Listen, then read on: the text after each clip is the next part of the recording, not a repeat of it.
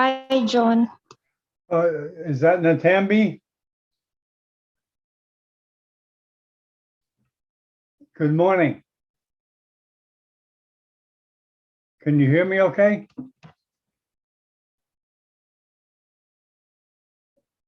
Natambi, can you hear me? Can anybody hear me? Hi, John. Okay, who am I talking to?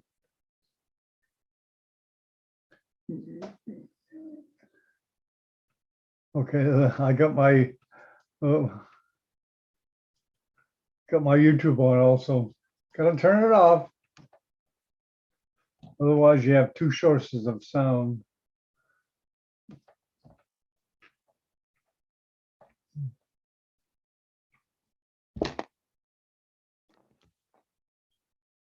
Well, I'll come in.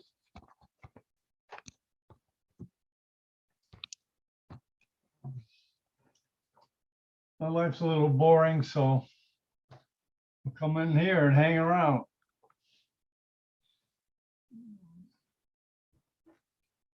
Good morning, everybody.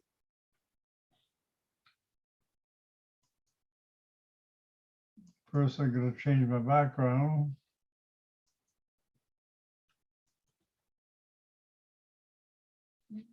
This actually is a good time to network. I was thinking of announcing that, saying come early to network. Right, Natambi?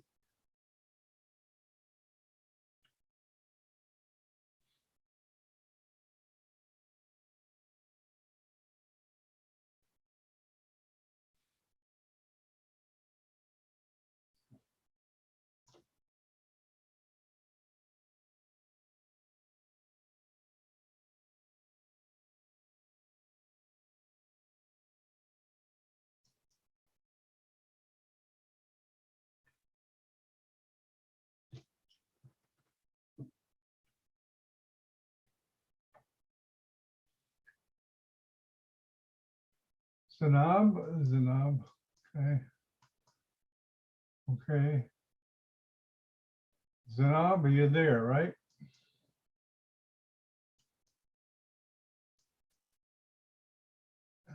Everybody's being given the option to talk.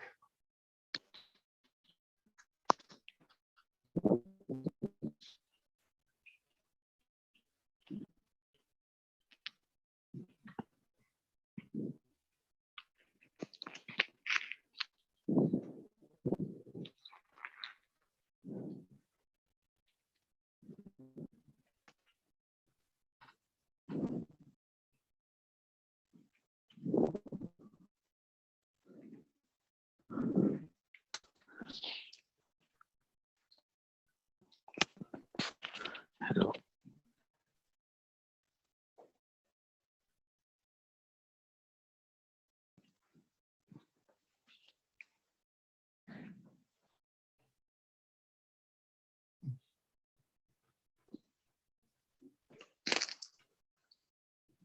Remove pen, the pen was removed.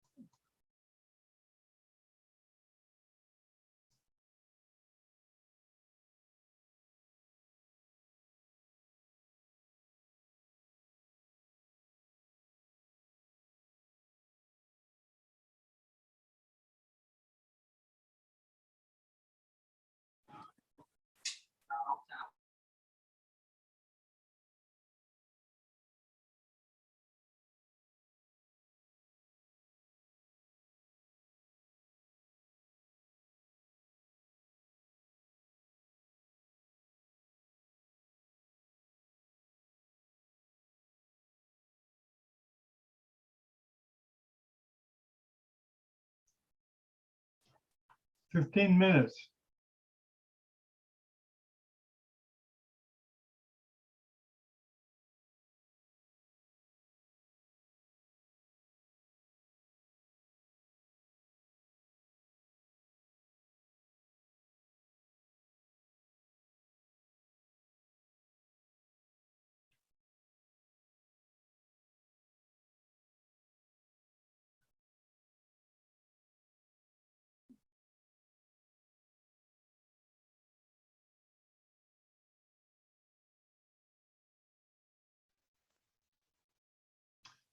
Mohammed Al-Ziogi. How you doing today?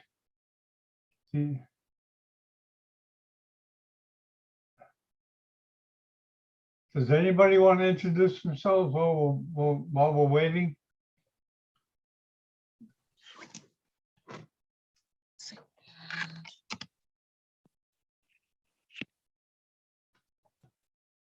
You don't have to.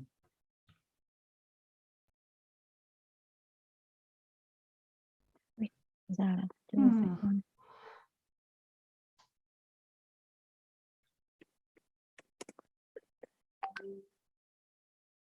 Okay, I'm gonna do some administrative stuff. So.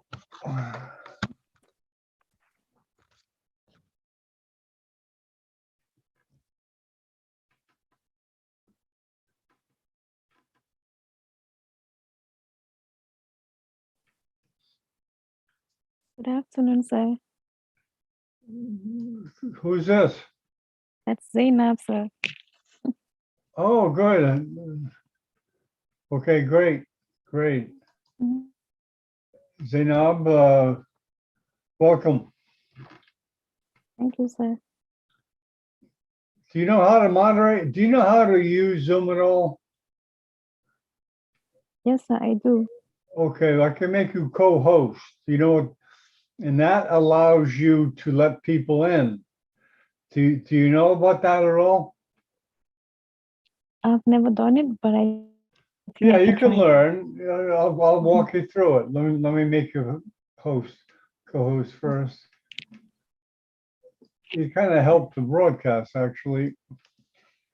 Okay. Hey, you got an option to be a co-host, right?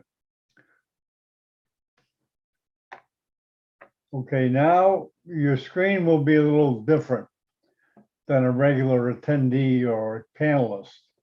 To the right, there's a list of participants. You see that? Not yet, sir.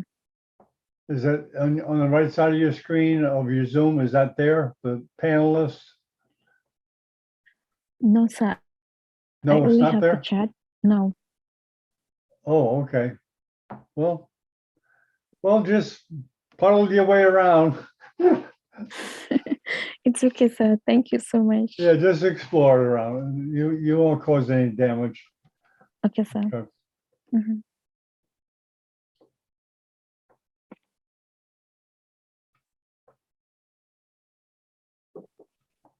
Patricia, did I wake you up?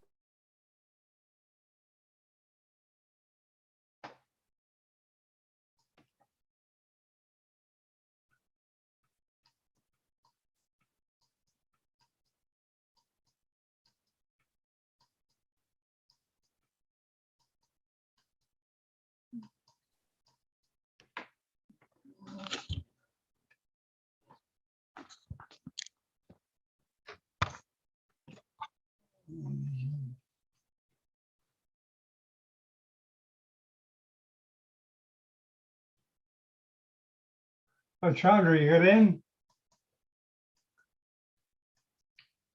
Good evening, John. How you doing today?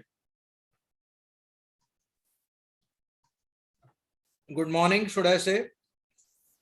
Well, I tell you, Chandra, I'm lost without what's up. Why is that? Well, I couldn't communicate with you, and there were a couple other people that I could not communicate with. It's a very important very important social media. Well, listen, I was able to televise one of your conferences, the NEMI. Was it yet 2 days ago? The conference that you were moderating. I think Yes. we The way televised I that. understood, I know yesterday you televised one. Yeah, yeah. But the problem has been there was a clash with NSI meeting, and then there was clash with this Egyptian meeting. So I think we need to probably I wasn't very keen on Sunday, but apparently he has agreed. So if you are okay, I think We can certainly do once a month on Sunday. Can we do it more often? I'm not sure. Okay, so you want to do another meeting? You mean, no, this meeting itself. Oh, yeah, this is twice a month. That So we hope can we to make do it it twice. Sunday instead of Saturday? Yes, this is a time that we had his weekly talks before 5 Okay. o'clock Indian. For me, that's great. And I think it would be good to maintain the same time every time we have it, if possible, as you know, to build it Very up. likely it should be possible. We can probably sort it out today itself, or maybe in a day or so. It should not take much longer. Yeah. Okay. Very Uh, good. So I'm going to disappear for 2 minutes and then I'll be back with you. Okay. Okay. Um, We'll be here. I think there are more people joining us. This is what I gather from Atul. Yeah. I don't know. Atul or Abida must have spoken to you. If not, I think they'll probably talk to you now. Yeah. Well, people come in, they don't really start joining until late, actually. That shouldn't happen. That's a pity. Yeah, that's just the way it's done, you know. Hmm. But we should have a good crowd. I wasn't sure. I know I heard from one of you three guys that you wanted it to be interactive and to bring a case. So I put that in the notice to bring. Okay. And I think Dr. Ibrahim Sabaya is going to bring some cases. Ibrahim is joining, and I think we have a moderator called Dr. Tripathi, but he also wants to probably share something. So it should be Okay. interesting. Okay. It's just that I only hope we don't encroach upon somebody else's time. Oh, I don't know. No, I don't think so. I don't think so. Hi, Manjul. I was just talking about you. Good evening, sir. Good morning, Dr. John. Thank you, sir. Morning. So, John, this is Dr. Manjul Tripathi. He's a associate or professor already? Sir, associate professor. Associate professor at Oh, PGI Chandigarh, one of the let me take my pen off prestigious there. institutions. And he will be, advocating or at least talking about radiosurgery in cavernous malformation. Okay. I would present the literature evidence, sir. Wouldn't advocate. I would like to be. I know. We have done this once before, so I have some idea. Sir. So are you going to do the Zoom? Are you going to televise it, or you want me to televise? No, it's going to be today. Oh, okay. After our two talks. Oh, okay. Yeah. Well, I'll let you guys run it. I have no idea the content. Yeah. He has some additional thoughts and some literature, so he's going to talk about it. I don't know if there is any personal experience yet. Okay. Yeah. Okay, good. Are you basically going to run it today, or is the tool going to do it, or I think I'm going to start off. Okay. Then it is going to be Atul.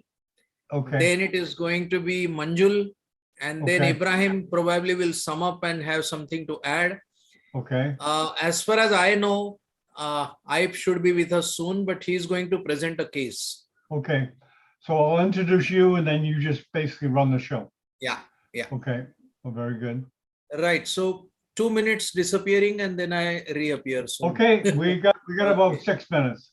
Yeah.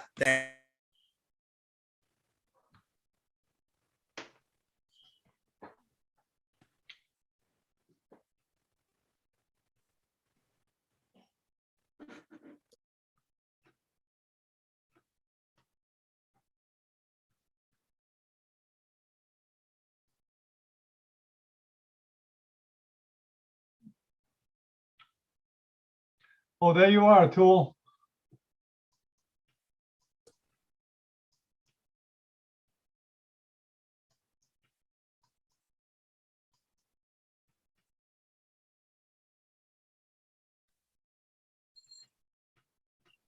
Tool, are you there? Yeah, John, very much, very much. How are you? Geez, I'm in danger of losing my life. I told Abby, I said, I'd rather be beheaded than burned at the stake. Because I've never liked fire. Well, you know, let me explain it to him. Yeah. It just got, there were a lot of people in the waiting room. They wanted to comment and stuff like that. So that's why I thought, well, maybe I'll, you know, cut it short and do some. I think what we need to do is basically have a session with you, like a question answer session. Yeah. You want just you? You want to do that sometime? Yeah, of course. Yeah, just Question- you, because I think a lot of people want to, you know, interact with you. No, of course. You know what, John? Question answers are the most, these interactive sessions are very important.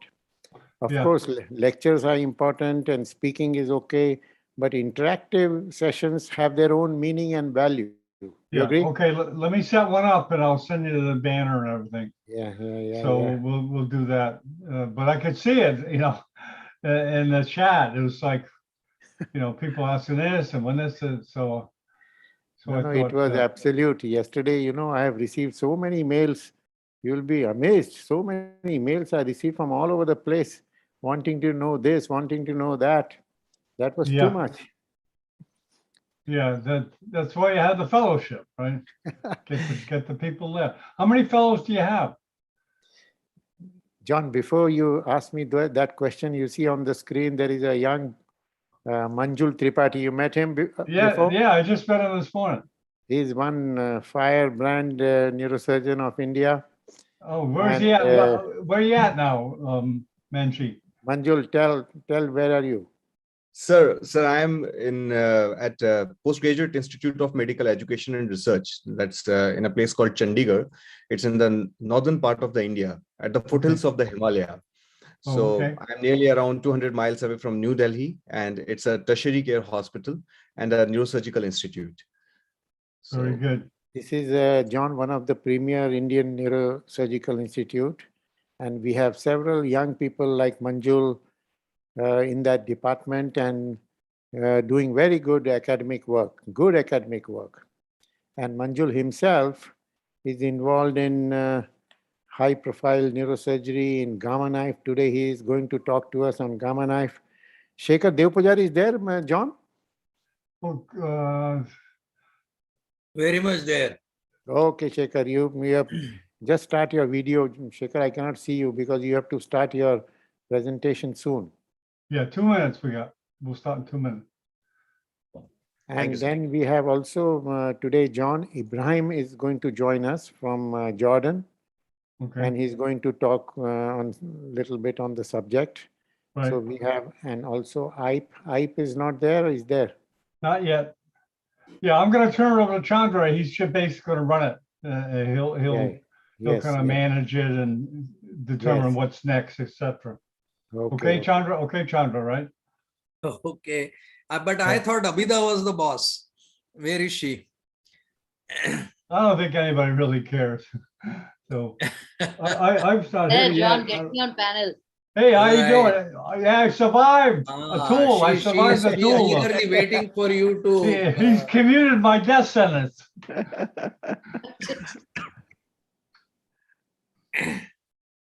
John, get me on panel. Oh yeah, wait a minute. Are you unhappy? You get in okay, right? Oh, there you are. Okay. So you can talk even though you're not in the panel. I didn't know that. Right.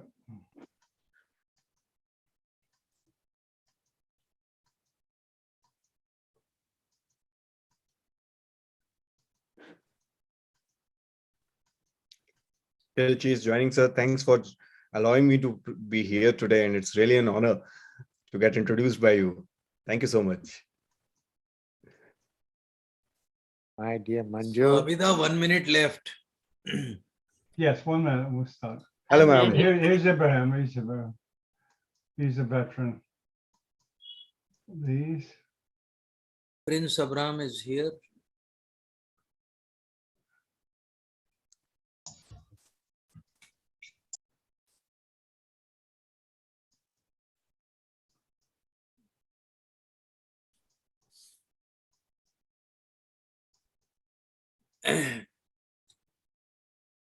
I can't stop the evening sun to come through my window.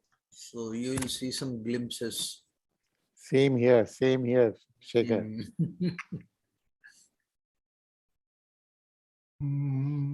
Okay, you ready to start? Chandra? Yep. Okay, here we go. Abraham will get in eventually. 10, 9, 8, 7, 6, 5, 4, 3, 2, 1. Good morning from Miami Beach. This is Dr. John Bennett for Neurosurgical TV. We have in India Neurosurgery Grand Rounds, and I'll let Chandra run the proceedings. Welcome, Chandra. Thanks, John. Abida, you have any comments to make before we start? So this is the next episode of our India Great Rounds, and we are going to discuss mainly surgical management with a glimpse of the gamma knife treatment of cavernous hemangiomas. We're going to see cavernomas of the brain and also of the cavernous sinus and maybe some of the brainstem. So to begin the show, we have Professor Dev Pujari, who is, as we all know, very popular on this neurosurgical TV and Zoom channel, and he's going to start today. Thanks, Abida. This is something which is a topic which I became very fond of, you can say, because we started practice when MRI was just coming in, and it was really always a surprise diagnosis. In fact, the very first time I presented on cerebral cavernomas was way back in 1992 in one of the NSI meetings, where we found 8 cases which were earlier being treated as tubercular granuloma or some such thing, which turned out to be cavernous angiomas and presented that experience. Since then, we have come a long way. We know quite a bit about the cerebral cavernous malformation, and I'll try to sum up for you in the next half an hour. Current classification of the vascular malformations by the Society of Vascular Anomalies actually pronounces cavernous malformation as venous malformations. And you can see that there are some genetic mutations, etc., which are also been discussed. Earlier, during our training period, we always knew about this entity called AOVM, angiographically occult vascular malformations. Something that was seen on CT, we thought it was a vascular lesion, but the angiography didn't show anything, and then we didn't know any further. And they were variously called cryptic angiomas, cavernous malformations, cavernous hemangioma, capillary hemangioma, cavernoma. And then Russell Rubinstein came to this nomenclature of cavernous angioma.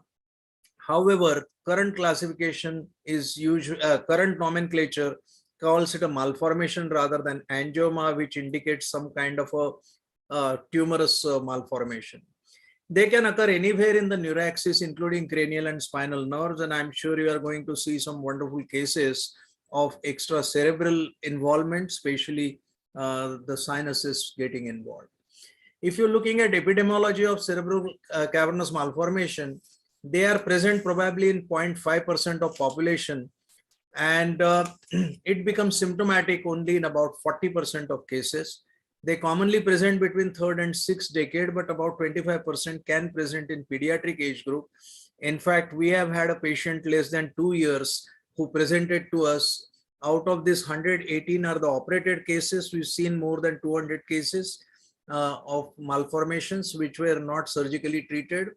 I have records in detail only about the 118 operated cases, and therefore I will restrict my personal experience to those. Out of these, 22 cases were in brainstem in children, but altogether about 44 cases. A conservative approach is observed for asymptomatic cavernous malformation irrespective of location, where serial MRIs are carried out, and if the lesion is stable, usually you do not consider surgical option. They are supposed to be congenital lesions developing in 3rd to 8th week of gestation. Radiation-induced entities we are excluding in this form. But the most important thing is to understand that there is a familial entity, and which is very common in Hispanics, and we definitely know the genetic mutation which is responsible for those ones. There is also another paper which shows that the elevated TF might mediate progressive events, and this is something under investigation, still doesn't have any clinical significance. As far as imaging is concerned, MRI has a high degree of accuracy, and as I was telling you before the MRI days, it was very difficult to confidently diagnose them. They are well circumscribed. They usually show hemorrhages of different age, calcifications, hemosiderin ring, minimal enhancement, and there is adjacent venous angioma in several cases. GRE is the most remarkable sequence, which shows you the blooming and which shows you the hemosiderin ring around it beautifully.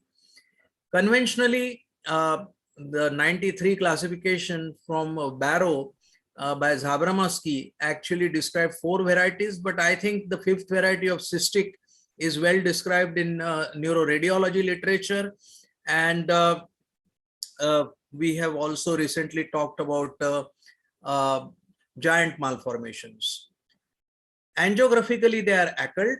Angiography is considered only these days for probably first event when we are not sure, like this example where this patient was referred to me as a cavernous malformation of brainstem, while we found that this was an AVM, and this was treated, I think, by gamma knife radiation.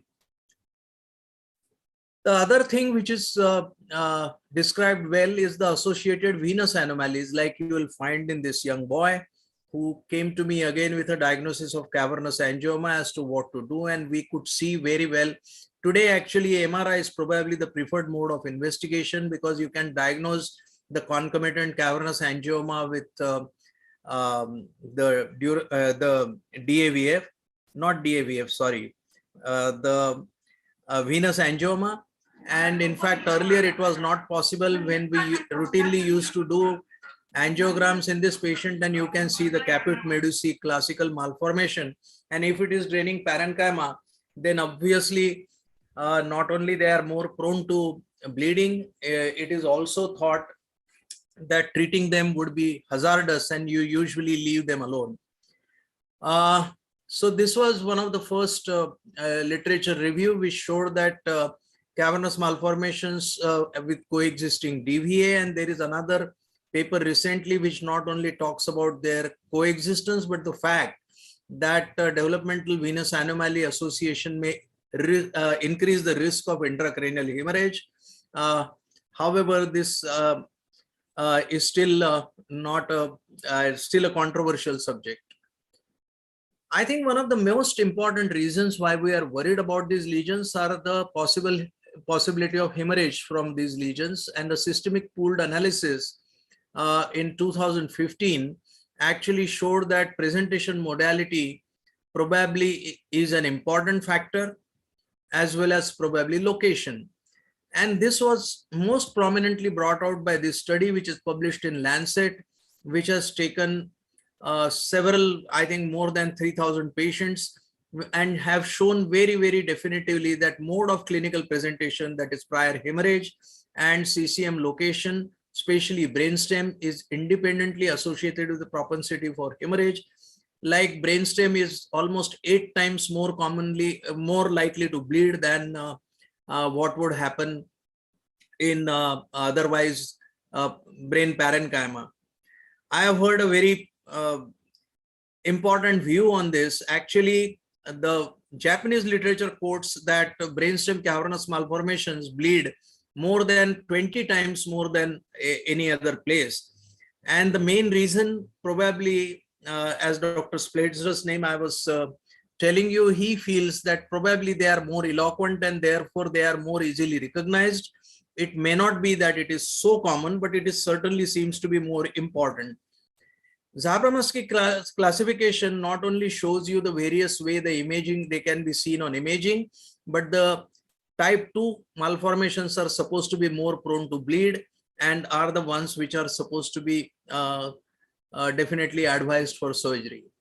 Is it true also in children? This paper from Necker in Paris has also shown that study of 355 cavernous malformation in children have also shown similar results, that type 2 malformation is the most common with types of malformation. So we come to management, and the management can be either just observation. As you must have seen, almost half of our patients have not been operated, and radiosurgery has a role on which I will not talk very much because Manjul had joined us today, and surgical excision. Though it is straightforward that if you have a lesion which has more than one hemorrhage and is probably situated in brainstem, you should operate. There are several considerations, and we'll see this through some of the case experience. So currently what we feel is that we will observe all the asymptomatic or incidentally detected lesions where there is no suggestion of recurrent hemorrhage. Familial multiple cases are also less likely to bleed, and therefore probably familial and multiple cases should be observed. And AANS has recommended that the follow-up should be 2-yearly MRI. Medical management has also been described in neurology journals, and statins, vitamin D are supposed to help. However, no restriction of physical activity is described. Actually, Lawton has published a paper, or I think the British Angioma Alliance has recently written about this, that no physical activity is restricted to Cavernoma patients, because this is a commonly asked question by the families. Radiosurgery, as I told you, I would not talk about right now. And I think synopsis, we will leave it for the end. So I will get down to surgery. This is one of the first patients I actually operated, a straightforward case where the lesion was in a relatively non-eloquent. It is not actually non-eloquent, it is premotor, but it was coming up to the surface, and we thought it was very safe to operate. And we did operate on this patient way back in I think 1998, if I remember correctly, and the patient has had no seizure further and no hemorrhage. And this is a straightforward kind of a decision. On the other hand, this is a young lady who presented with a seizure every 2 to 3 months, where her leg goes numb. And this happened quite a few times over a period of about 3 years. During the 4th year, her history is that she has developed a progressive numbness in her leg, and the foot movement has become weak.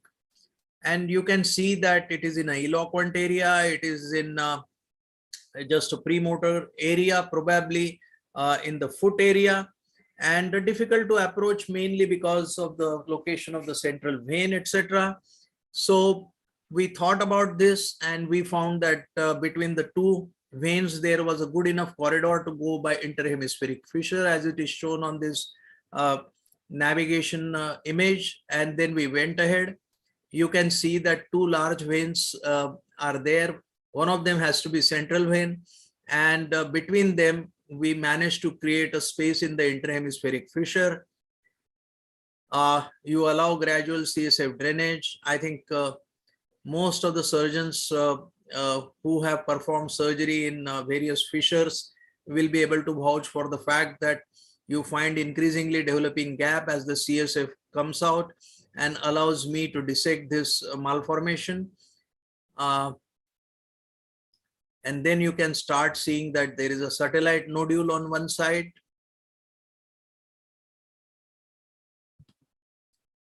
You have to, of course, save the surface veins, and putting in a small gel foam kind of a, what do you call it, as a support to the vein becomes very important in such cases. You explore it further till you get a complete clearance, and eventually it allows you to get the lesion out almost completely. I think there was enough space created, otherwise I would have cut this and probably removed this. This is a post-operative cavernous malformation, and the post-operative CT scan. This lady did develop worsening of her foot for first 4 or 5 days, but by the time she left the hospital in a week's time, she had started walking. Other problems are large lesions. This patient actually came to me as a tumor, and this is the youngest patient, as I was talking about, less than 2-year-old. And this patient came with dense hemiparesis and this lesion, thinking of a malignant neoplasm. The patient was asked, should we do a biopsy or not? And I thought that it probably didn't look like a well-known tumor, and the hemosiderin ring showed that it was probably hemorrhagic. So we went ahead for a radical excision, and through the superior temporal gyrus, we managed to get this lesion out. You can see there is a plane of separation from the brain parenchyma, and this allowed us to remove this lesion completely. And this is the hemosiderin ring now, which is remaining there. Should it be removed or not? It's another question which we'll discuss in another case. This is a post-operative scan now. The child is about, this is post-surgery 3 years, and the child has minimal weakness in fingers, but has been able to otherwise develop well and has no other deficit.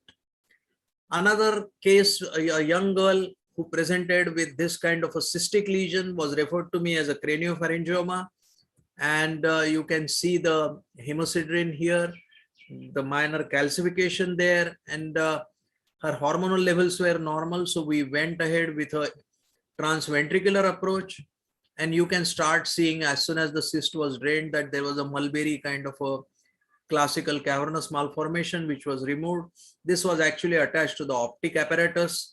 So I don't know, I should call it intraventricular cavernous angioma or optic apparatus cavernous angioma, but it could be excised completely and without any neurological deficit. This is the post-op MRI at about 3 months. There are some cases which may present with a life-threatening hemorrhage, though it is very rare in cavernous angiomas. This is one such patient, 5-year-old boy who presented in actually emergency department in a very drowsy state and a hemiparaplegia. And here we were not sure how to proceed further.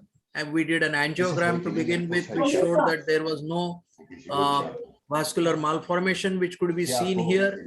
And we went ahead with this patient, put a EVD, and within a few hours, as the child started improving a little, we went ahead and excised this lesion completely. And it took almost 8 months for this child to go back to school, but eventually the child could manage, and this is almost now 15 years, and the child is doing quite well. Another young girl who presented to us with an acute brainstem stroke, and under observation, she actually deteriorated. She was probably still bleeding when she came to us, and she not only lapsed into drowsiness, but she was unable to breathe properly because of her respiratory issues. And we went ahead and operated on this patient as an emergency within the first 24 hours. Very rarely we do that. We managed to get electrophysiological monitoring, and you can see that it is coming up to the surface. We checked that it was just lateral to the facial colliculus, and therefore we went ahead and made an opening there. A huge clot was obviously removed from there.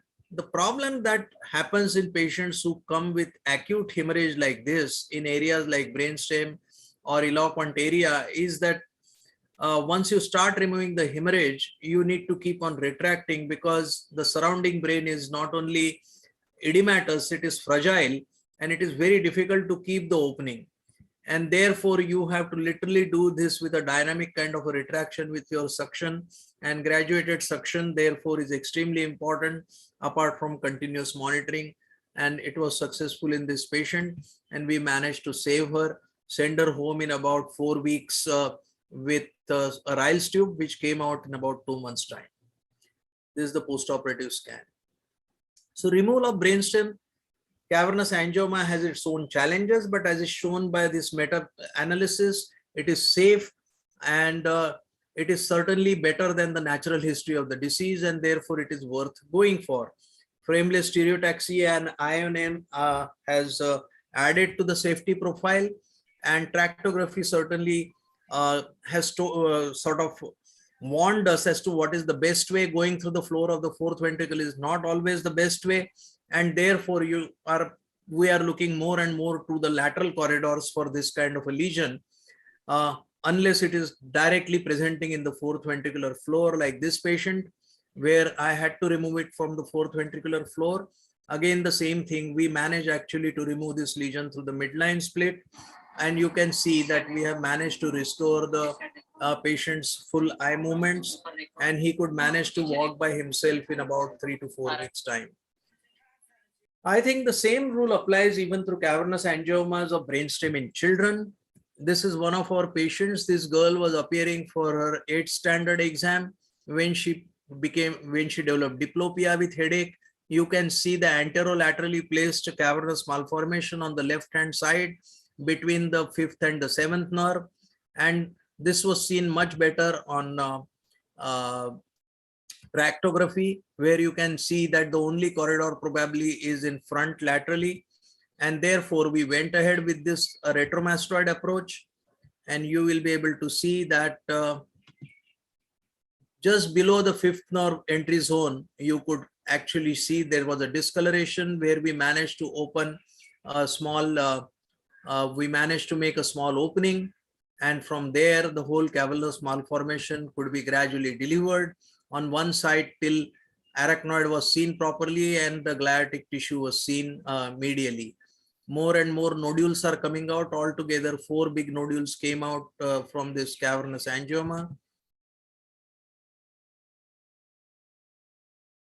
If patient has had more than one hemorrhage, you get some granulomatous reaction, which probably protects you from the surrounding. And in brainstem, you do not like to go all the way for the hemosiderin ring. Removing the malformation alone is probably good enough. Unlike supratentorial lesions, where it is usually advised to go for removal of the hemosiderin ring as well. So this is the last bit coming out.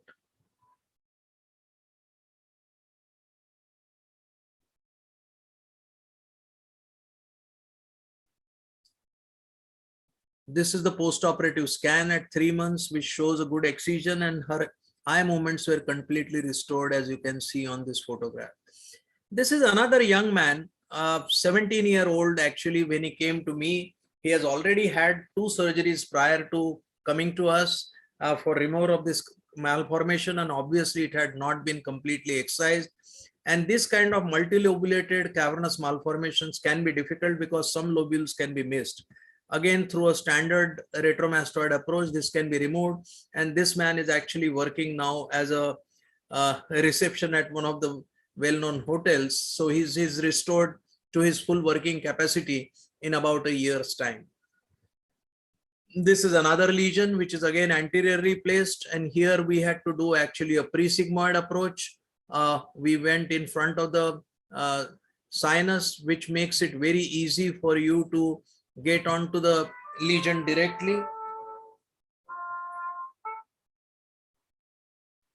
And then open this area like we did in the other girl. So I think it also depends. I think in that girl, we had a prominent sinus on this side. Otherwise, pre-sigmoid is also a very good option because it gives you more direct view and you do not have to retract much of cerebellum. And this is the cavernous malformation coming out, 2 lobules, which were completely removed.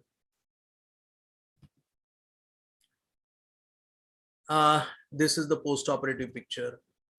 This is in the medulla, similarly anteriorly placed lesion, and lower down it becomes near the foramen magnum. It becomes much easier probably to go anterior and remove this lesion, as we could manage in this girl.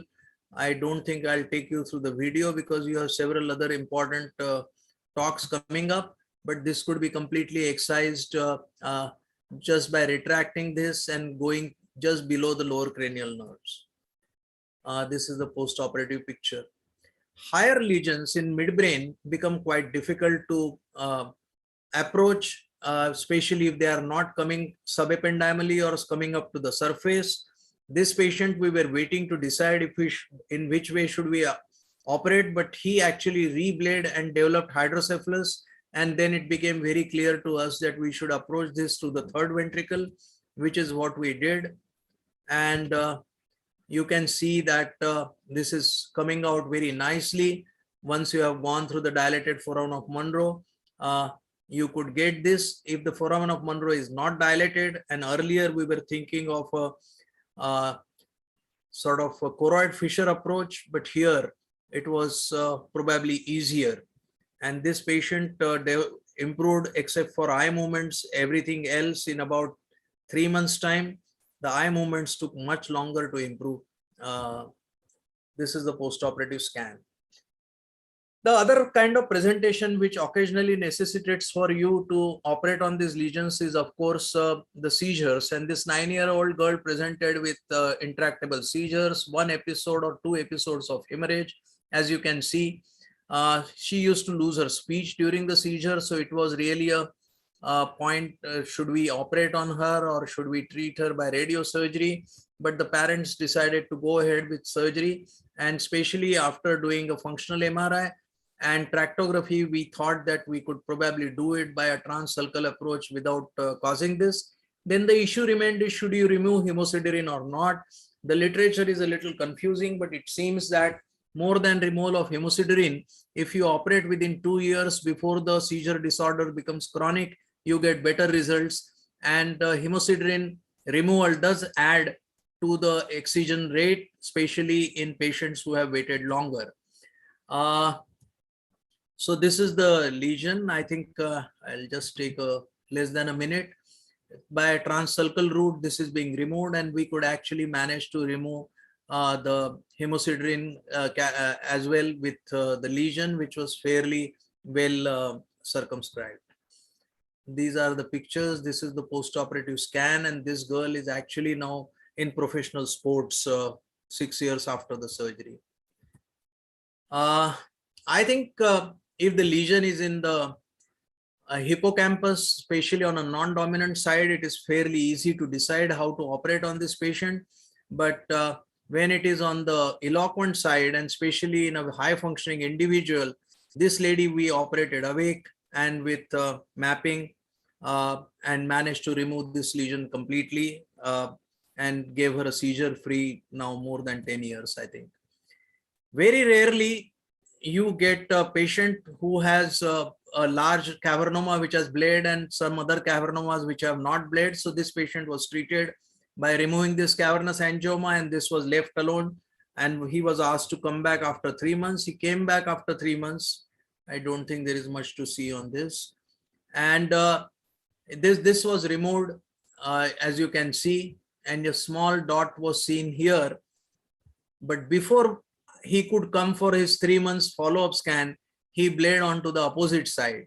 So this is one patient where I was seriously worried about having a bilateral cerebellar disturbance, but this boy has actually improved well, and he has become actually a business, what is it called, business manager somewhere. These are the post-operative scans on this patient. I think spinal cavernous malformations we are not talking about today, but can be very challenging, and we leave it for another day. So I'll summarize that recent recurrent bleeds or clustering are probably definite indications for surgery, apart from progressive neurological deficit, documented increase in the size of the lesion. And the most important criteria, of course, is accessibility in eloquent areas, lesion near pial or ependymal surface. And I think we have now got a better markers. We can do functional MRI, we can do tractography and decide, can we operate on this patient? What is the best approach? Imaging characteristics probably help you. And most people accept that more than one bleed becomes an indication. A single bleed probably is not an indication, except in certain areas. And I think IONM and image guidance have made our life a little easier. However, there are no definite guidelines still for certain lesions like spinal cavernomas as to when to operate, etc. But that's for another day. Thank you.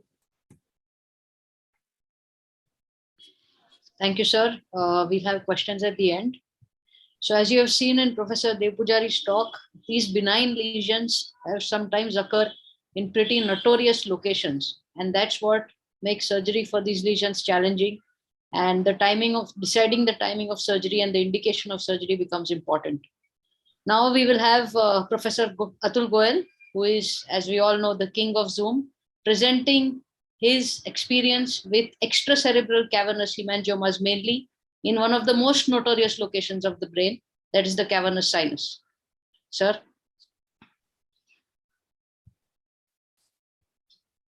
Sir, you're unmuted. Sir, you're muted. Okay, now. So as the king arrives, that is what I said.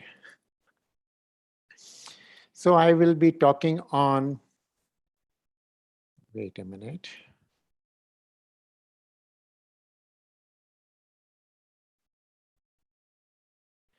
Cavernous hemangiomas of cavernous sinus. So there are couple of questions here. Are cavernous hemangiomas of cavernous sinus similar to cavernomas of the brain? That is one question. So I came to understand that histologically, cavernous hemangiomas are similar, exactly the same as cavernomas of the brain. So that is one question. Second thing is cavernous hemangioma of cavernous sinus. So cavernous word is in both hemangioma and cavernous sinus. So obviously there is something in the cavernous sinus which makes cavernous hemangiomas more in the cavernous sinus a very important location. So cavernous hemangioma of cavernous sinus I am going to discuss. I have to tell you that cavernous hemangiomas of cavernous sinus are amongst the most difficult neurosurgical problems. That is number one. I have to tell you that cavernous hemangiomas of cavernous sinus are amongst the most benign neurosurgical problems. Cavernous hemangiomas of cavernous sinus, once you resect, you cure the person. The question is whether you want to resect, that is one question. The question number two is when you should resect. So these are the questions. As you know, and as you have heard me several times talking on cavernous sinus, I have been talking on cavernous sinus for last at least 30 years, if not more. And there have been several publications of mine since 1998 and earlier on cavernous sinus, how to approach, what is the surgical strategy, what is the impact of arterial displacements on diagnosing cavernous sinus lesions and operating on cavernous sinus lesions, what is the meningeal architecture of cavernous sinus. So I'm not going to discuss all those things in my current presentation. So arterial relationship of the lesion in the cavernous sinus has great implication in diagnosing what is the tumor. So one very important thing is cavernous hemangiomas are located within the confines of the cavernous sinus. That is one thing. And the internal carotid artery is encased within the confines of the tumor. So I will say there are very few tumors where the cavernous sinus, in the cavernous sinus where carotid artery is actually encased. One of them is pituitary tumors. Pituitary tumor encases the cavernous carotid artery. Less commonly, meningiomas of the cavernous sinus encase the carotid artery, and those are firm tumors and they squeeze the carotid artery. Most of the lesions in the cavernous sinus and outside the cavernous sinus displace the carotid artery. So on the basis of how the artery is displaced, diagnose what is the lesion, and to plan your surgery, I had written this article, which is quite a, in my estimation, one of my very favorite articles. Another thing that you might have heard me talking on several occasions is the role of cavernous sinus in the function. And there are speculative notes of mine very early in my career. Since 1991, I have been talking about eye movements and cavernous sinus. more the eye movements, like in the deer, cavernous sinus is bigger. Cavernous sinus in a lion is much smaller. Cavernous sinus in a human being is little bigger. And cavernous sinus has a role in eye movements, in the vision, and in the various functions of life. So these are my articles. I will not like to talk too much on this subject. So cavernous sinus is like a sponge, means it can be squeezed. You press the eyeball and the cavernous sinus dilates. If you press the eyeball like this, the cavernous sinus protects the eyeball because it is a sponge-like function, and it dilates and closes. So that is another thing, a spongy nature of cavernous sinus. And cavernous sinus is quite huge. It is the biggest venous collection in the whole body. It is larger than the superior sagittal sinus, larger than any other sinus in the body, in the skull. So this cavernous sinus is large and it is spongy in nature, and it has various functions. So we had preferred to call it venous circle of relief, like circle of Willis, we labeled it as circle of relief, because it has great role in eye function, in eye protection, in eye movements, and other things. We had also discussed in our speculations that the fluid around the brain makes the brain weightless. You see, the brain is about 1.6 or 1.7 kilogram in weight. So when I am sitting, I'm not feeling that weight because the fluids, it keeps the brain weightless. Like this astronaut who is in the outside in the space, but he's weightless. Similarly, this fetus in the abdomen of a lady is weightless despite being 3.5 kilogram, 2.5 kilogram, or whatever is the weight, weightless because of the fluid. So fluids in the brain make inside the brain, outside the brain, and right inside the brain, and through the brain, make the brain weightless. In life, it is hardly 50 grams weight of the brain. So what our speculation was, the base of the skull, there is CSF and also sponginess of the cavernous sinus and blood, which keeps the brain weightless and protects it from getting injured from the basal structures. So there are only, cavernous sinus of the cavernous sinus, sponginess, cavernous nature, and human testes and human penis is cavernous in nature. So it can dilate, it can expand like cavernous sinus, and we had speculated there are some special features which avoid coagulation of blood despite stasis. So there can be stasis of blood in the cavernous sinus like in the penis without getting coagulation. So there is some kind of heparin-like structure or some structure which avoids coagulation of the blood. In the hand, why the hand is strongest, why we can walk on our feet for our life, because of the cavernous spaces in our fingers. You press your finger, it becomes pale, and then you release it, it becomes again red. So there are cavernous sinus spaces in our fingers and in our feet. So these cavernous spaces make the hand like a steel and make our feet like steel, and we can continue walking all our life without injuring. So when you walk, the blood comes in, goes out, means these cavernous spaces empty and open up. So these cavernous spaces empty and open up, these are the characteristic of cavernous word. The other thing is the dura. Dura covers the brain, and dura is the mother, dura mother, and dura covers the various components of cavernous sinus. I have talked on this subject on several occasions. I don't want to discuss too much, but cavernous sinus is a very compact space. When you talk of blood, you talk of cavernous spaces. It is loaded with blood. You open the cavernous sinus, it can bleed profusely. And if you know how to control the bleeding within the cavernous sinus, that is not easy. And that is the terminal part of your professional neurosurgical life as to how to control bleeding from cavernous sinus, but you have to learn it and you have to have the courage to enter into it. And you have to learn the anatomy of the area in absolute three-dimensional perspective, even if you think of going into the cavernous sinus, there is no question. So this is cavernous hemangioma of cavernous sinus. And if you see, this is one tumor which is primarily intracavernous. There are very few tumors which are primarily intracavernous.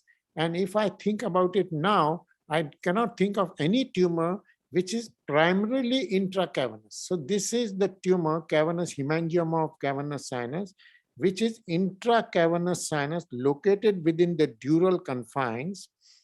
It dilates the cavernous sinus. It opens up the cavernous sinus completely.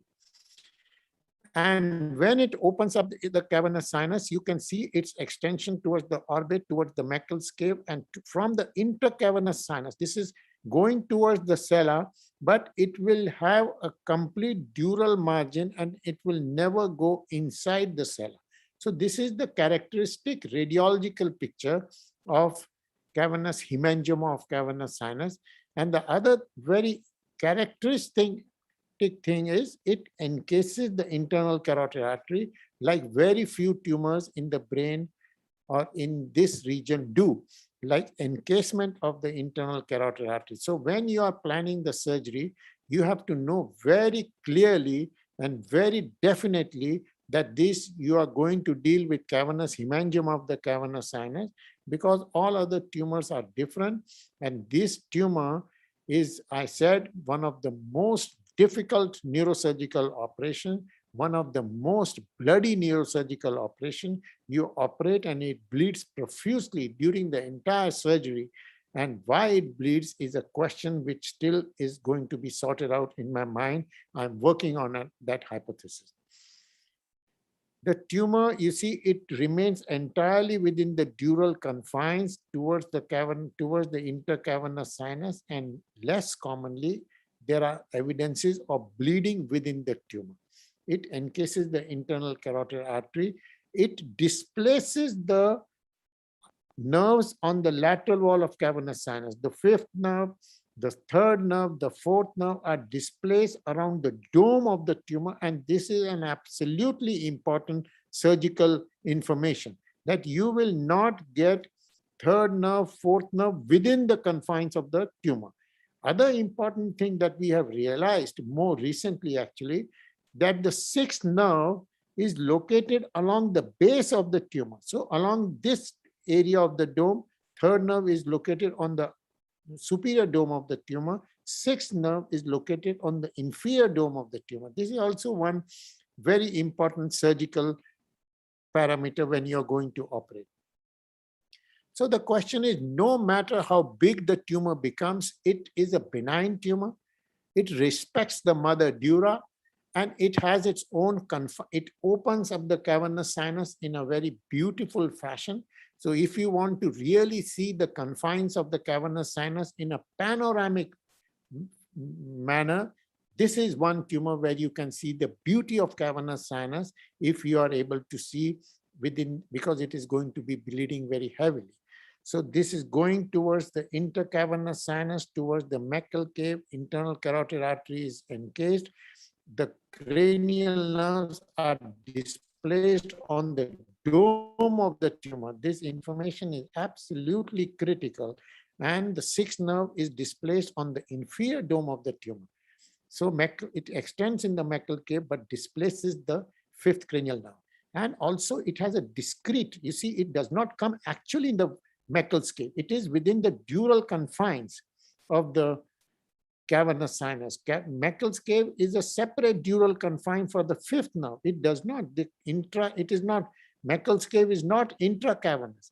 Meckel's cave is extracavernous in the lateral wall. Similarly, this extension towards the Meckel cave, not inside the Meckel cave, very important anatomical information.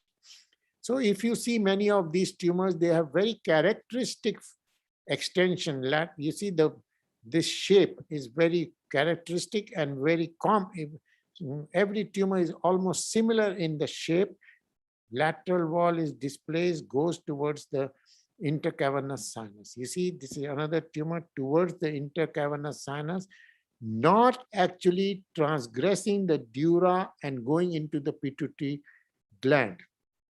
So this is another feature which I will discuss, why this tumor does not go into the pituitary gland and why pituitary tumor goes inside the cavernous sinus. What is the medial wall of the cavernous sinus, how different it is from the, and why it allows some tumor to go inside and some tumor there is a restricted entry.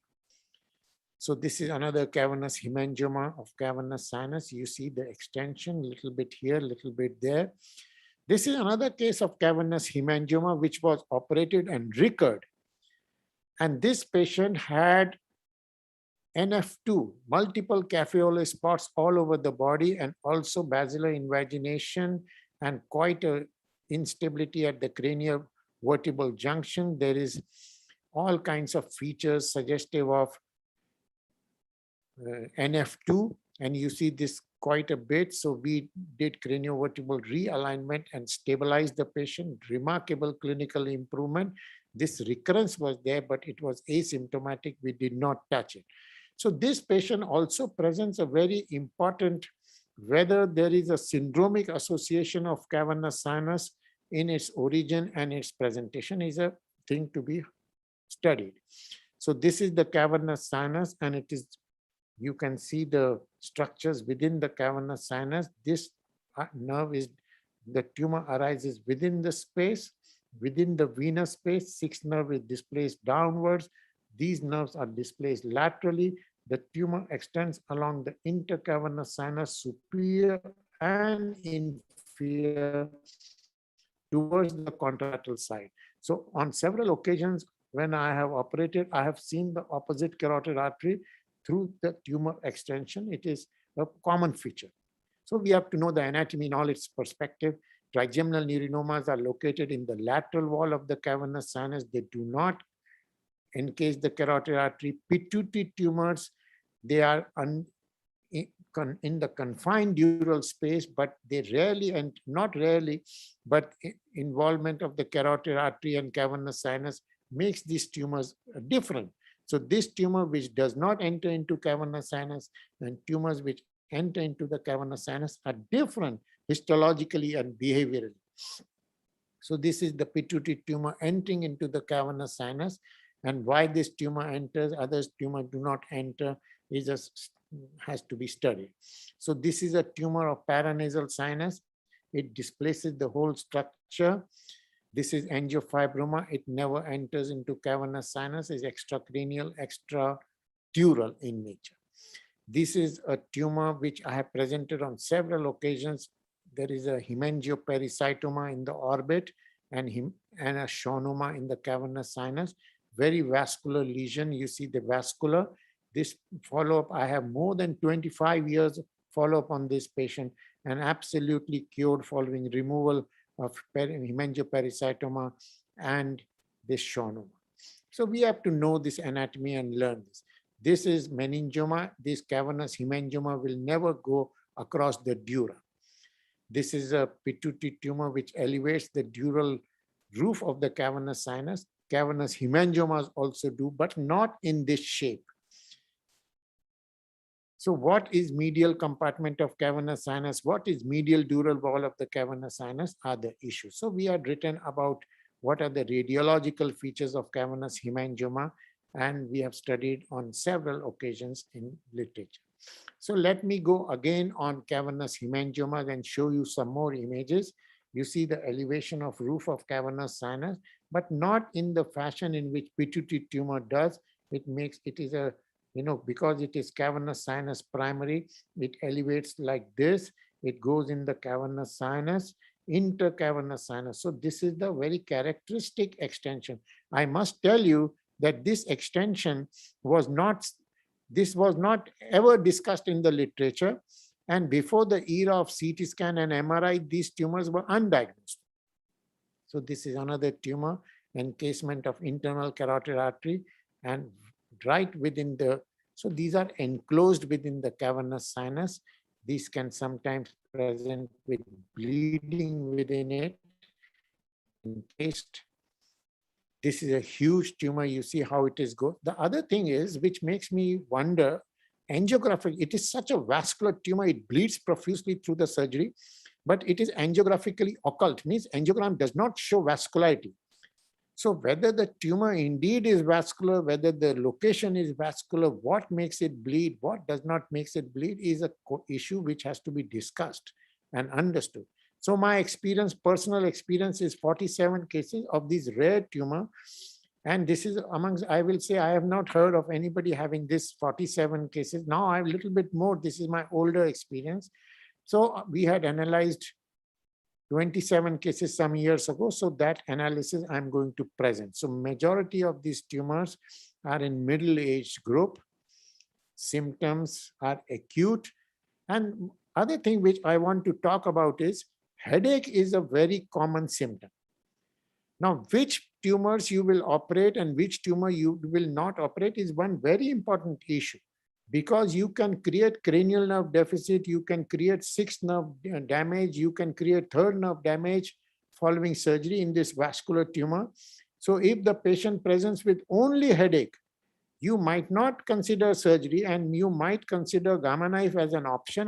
Now I can say this, I never used to say that gamma knife is an option for this, but some tumors which present with only headache, because surgery has a great risk in creating sixth nerve deficit and third nerve deficit. So you might consider, I have never considered, that is different, but that may be one story. So this is the tumor, you see, huge tumor going into the intercavernous sinus, encasing the internal carotid artery, going towards the Meckel cave, going toward the orbit, going toward the intercavernous sinus. So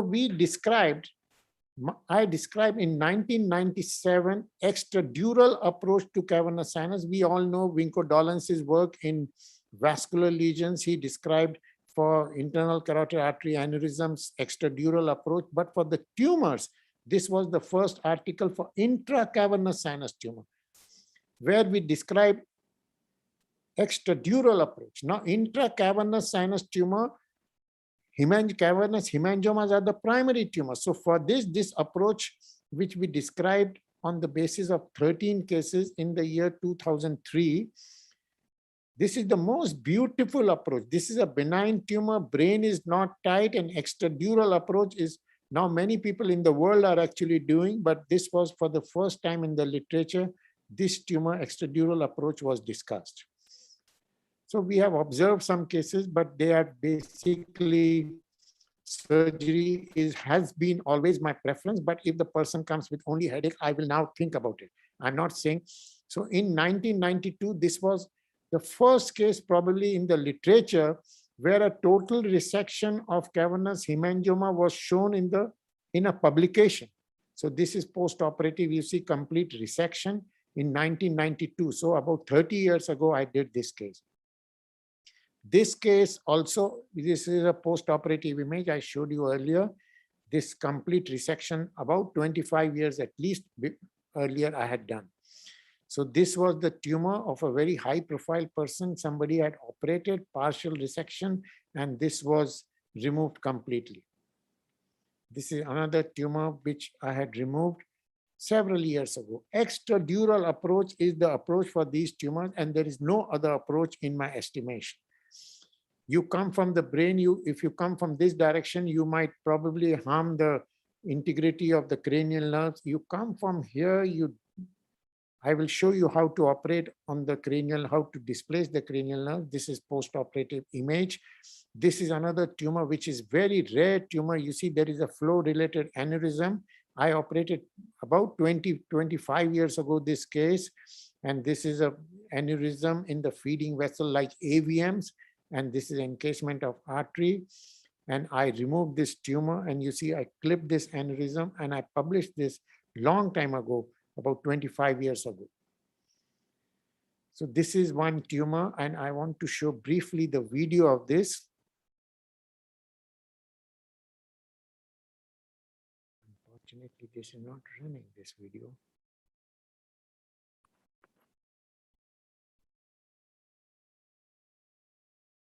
Let me.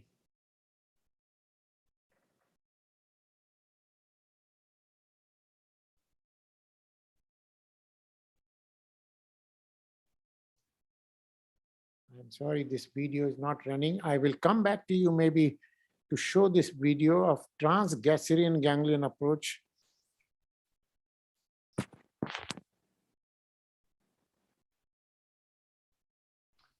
You might want to reboot a tool. Yeah, I think so. Because I did want to show this video, John. Well, okay, leave the Okay, leave I the will come. presentation and come back. Leave the presentation. Come Okay, back okay. if you Let want, me if you want. I will show that video because that is one of my favorite videos. Okay. But here, let me show you another one. Okay. So this is an extradural approach. I'm not sure how clear it is because these are very old videos of mine. That was a little bit new one. You see the dura, I'm separating it from the base of the skull. You have to cut the middle meningeal artery to be able to elevate the dura like this. And it will bleed through the surgery. Through the surgery, it will bleed. That we must remember. So I have exposed the, you see, there is the inner wall of the dura, outer wall has been elevated, and this is the inner wall. Now I'm working between the trigeminal nerve fibers. You see how it is bleeding and bleeding quite profusely. What you have to do is first you have to identify the sixth nerve. You see, I am identifying the sixth nerve early in the operation on the inferior dome of the tumor. And once you have got the inferior dome of the tumor, you have isolated the sixth nerve, then you have to remove this tumor.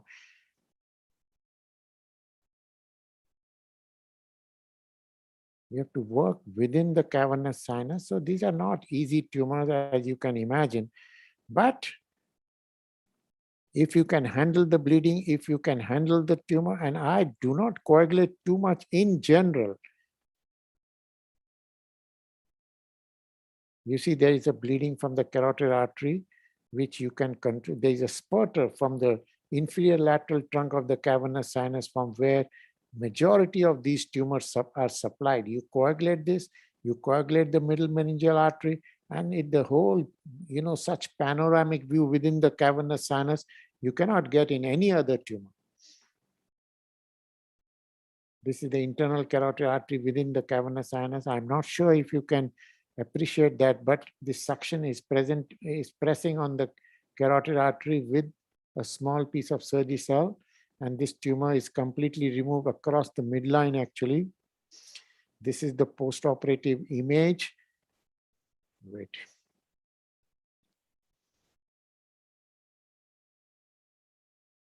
And this is the patient with all the nerves intact. Let me see if I have. Now this is another tumor which I will like to show you. Unfortunately, this is also not running. So what I'll do is I will show these cases at the end of after Dr. Manjul Tripathi's lecture, but let me show you some preoperative and postoperative images. This is another tumor which elevates the cavernous sinus. This is another tumor which is there. So this video is also not running. John, some issue is there. I'm not sure what. So this is the preoperative of a huge, and this is immediate postoperative image showing complete resection. This is a smallish tumor, which, if this tumor is small and there is no cranial nerve deficit, you better avoid doing this operation, but this was done with resection of this tumor. This is another preoperative and postoperative image showing resection. This is preoperative and postoperative showing, this is immediate postoperative showing resection. So I have got an experience of 47 cases. Now my cranial nerve preservation rate is much better than what it used to be in earlier part of my life. And I'm showing you many of these preoperative and postoperative.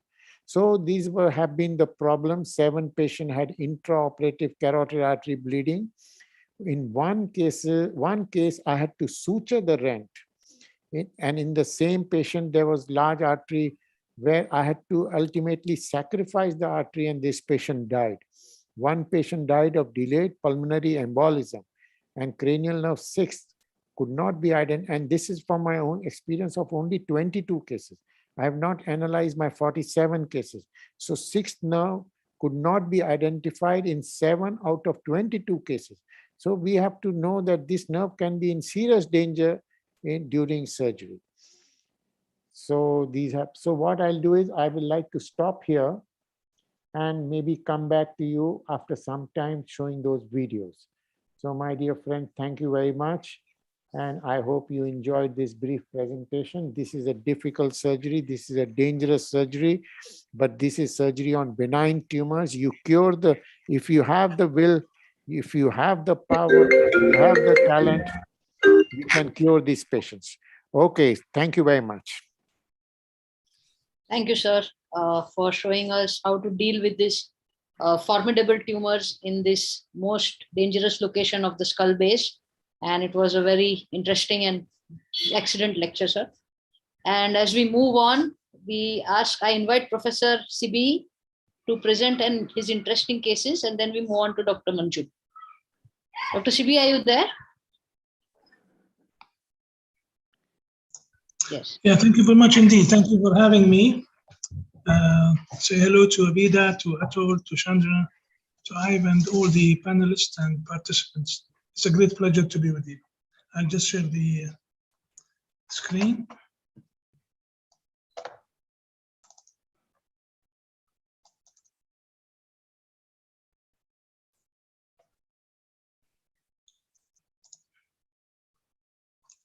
Thank you. This is not a formal presentation because I said I just shared some of my cases with you, so thank you for having me. I'm speaking to you from Amman, Jordan, and this is my personal experience with these intracranial cavernomas over this period of time, 96 cases. This is the axial cuts of some of them, and a great deal of them were in the brainstem. My relationship with these cases go back to 1986 when I was just a junior registrar at the Atkinson Morley Hospital in London. And I and my bosses there, we presented this paper on surgical treatment of cryptic AVMs. That's what they used to be called, cryptic AVMs, because we thought they were AVMs and we could not see them on angiogram. So they had this nomination of a cryptic AVMs. So we presented 2 cases of brainstem and 2 cases of spinal AVMs, cryptic AVMs or cavernomas. I was always intrigued with the association with the venous anomaly, and the major one is the association with developmental venous anomaly, DVA. And this is one of my cases, recent one, 11-year-old from Bahrain with this cavernoma. And you can see the caput medusa appearance of this developmental venous anomaly. And he presented with the 6th nerve pulsate. So these are the cases where I've seen the association, so much so that when I see a lesion and there is a nearby developmental venous anomaly, my diagnosis would be straightforward cavernoma. Again, this was a recent case, 15-year-old male patient from Iraq with this lesion, and you can see the venous anomaly there. And it was not presenting to the 4th ventricle, but was presenting in the lateral recess of the 4th ventricle. Some of the pictures here. So I use this approach, the tello-villar approach, to reach this lesion, and under the guidance of a neurosurgical microscope and the cranial nerve monitoring, I'll just pass through that. I just want to show you the venous anomaly in association with this, and one should not actually be at all dealing with this venous anomaly. And again, you don't go by the discoloration, you go by the discoloration, by the position, by knowing the anatomy, and by observation of the cranial nerves. It's not enough just to suck the blood clot.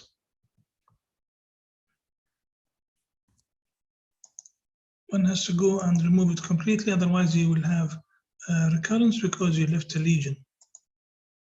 So here you can see the vein here, the developmental venous anomaly there. I'm protecting it with a patty. I will show you the vein again as we proceed. You can see it here.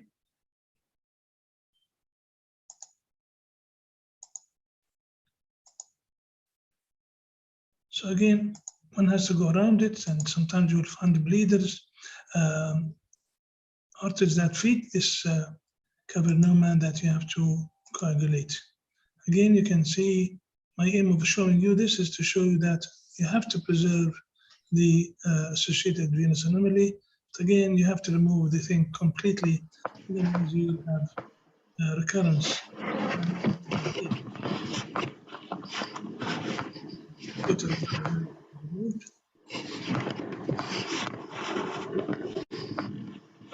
And this is the last piece, and again here preservation of the vein. Whether or not you should go to the, I agree with Chandra that one shouldn't. You don't need to. If you remove it completely, that's all that you need. So this is the post-operative of the patient, post-operative MRI. Recently, I published this paper about anterior interhemispheric approach for microsurgical resection of an optic chiasm cavernoma. Optic apparatus in general is a site favorable for these cavernomas, whether it is nerve, the chiasm, the tract, anywhere they love this site. So this is one of my cases which I presented recently, 2020, and you can see that the cavernoma occupied most of the chiasm. You can see it here in Fiesta views, and this was the visual fields that you can see, massive visual field involvement and affection of the optic OCT. This is just a still picture of the lesion occupying the chiasm. Surgery, just a glimpse of the surgery here. Again, as I said, I use the interhemispheric. I love this because I can see both sides of the chiasm. I preserve the olfactory tracts. It's interhemispheric approach, and you can see that it has actually presented itself through the pair on here the chiasm, attacking it from anterior here and starting to separate it.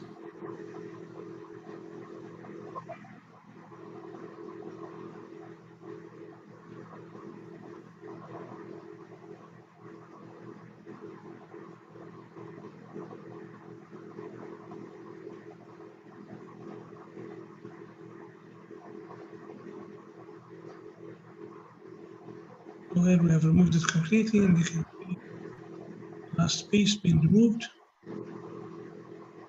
and preservation of the stop. So this was the cavity inside the chiasm. So it's actually the anterior part of the chiasm.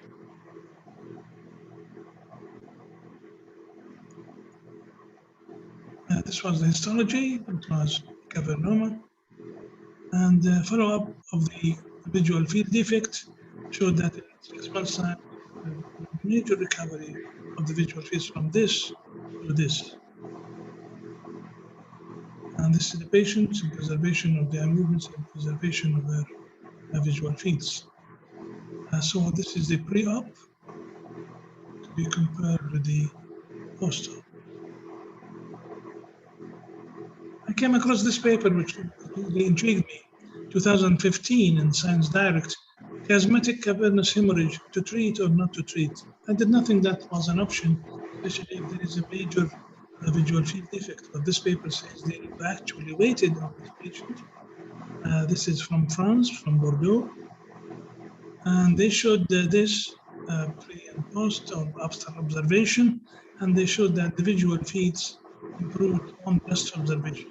I, for one, not have waited on major field defect. I would like to hear the opinion of the panelists. Last point is about the recurrence of brainstem cavernomas. Very November 2021, recurrent brainstem cavernous malformation following primary resection, talking about blind spots, fine lines, and the right angle methods. And these are the causes of this recurrence.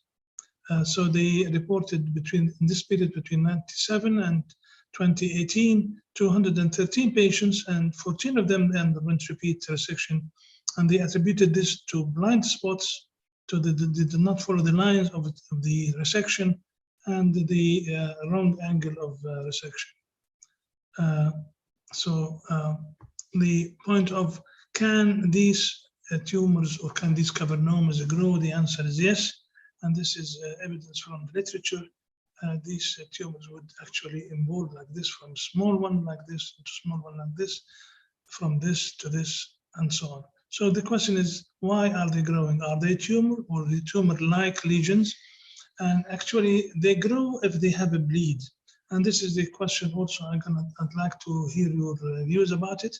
What determines that this cavernoma has bled? Is it increased in size, i.e. there's a blood inside this cavernoma which has increased, or is it the blood which is outside the boundaries of the cavernomas? Because the question of bleeding from cavernoma, and that bleeding from cavernoma of the brainstem is more than bleeding from cavernoma elsewhere, is essential. So we have to define what does that mean. If we go to Zabramaski classification, 1, 2, 3, 4 types of cavernomas, all of them, they have blood inside, but that does not constitute a bleed. So they bleed if on consequent films, you see increase in size, but it is inside the cavernoma. So it has increased in size because of bleeding inside it. Or you see blood outside the cavernoma, which means it has bled. And then you would have to decide what to do, whether surgically or radiosurgically. I, for one, I don't believe in use of gamma knife for treatment of these cases. So I'd like to thank you for letting me in with this great group of people, all friends of mine, and I really enjoyed speaking to you. Thank you very much. Thank you, Professor Sabi, for sharing your interesting cases. Cavernomas are always found in quite a few of unusual locations. And now we've seen the surgical aspects of cavernomas. Let's see what my good friend Dr. Manjul has to say about radiosurgery for cavernomas. Manjul. Thank you, ma'am. Thank you for giving me this opportunity. Is my screen visible to you? Yes, Manjul.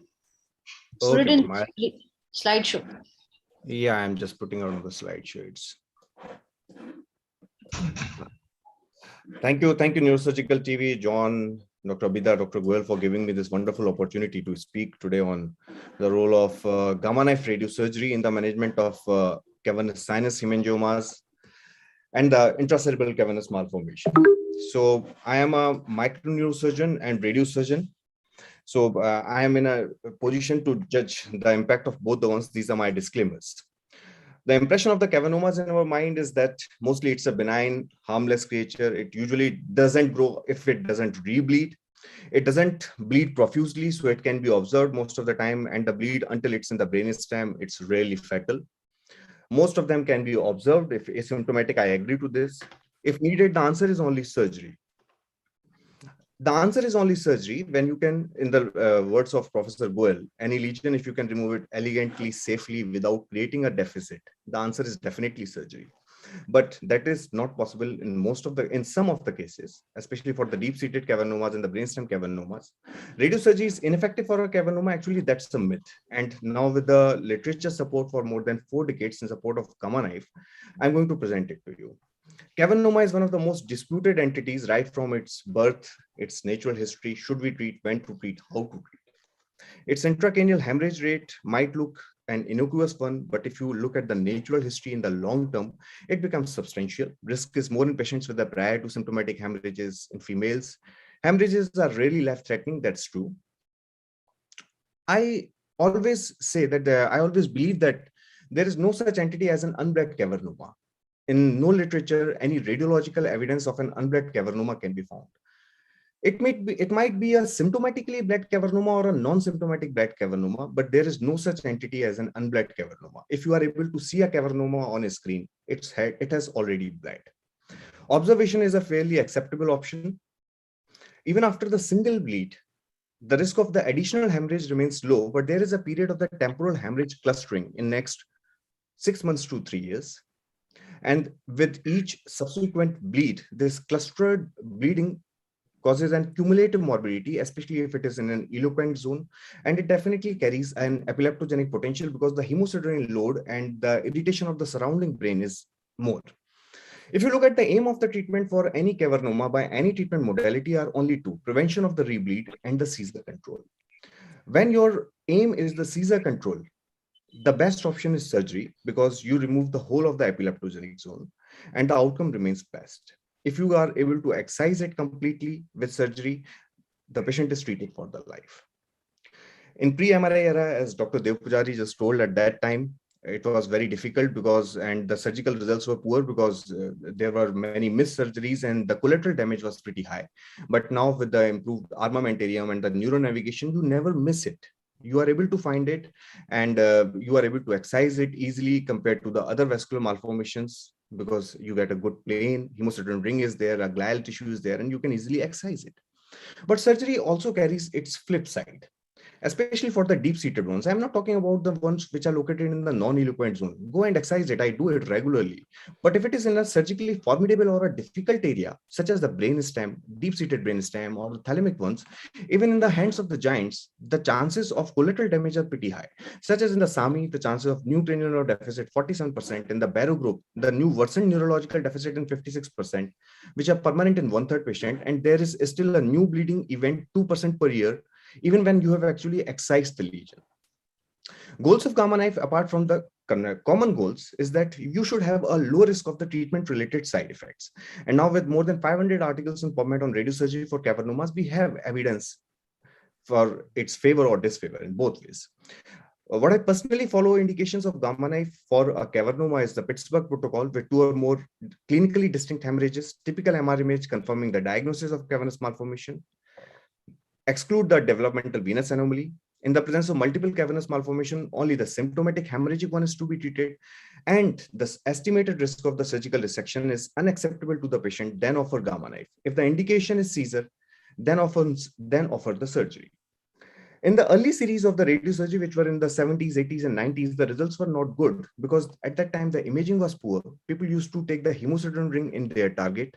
They used to take the DVA, and that used to cause a perilesional edema. And the dose delivered was pretty high, sometimes more than 20 to 25 gray, which was unnecessarily causing the complications.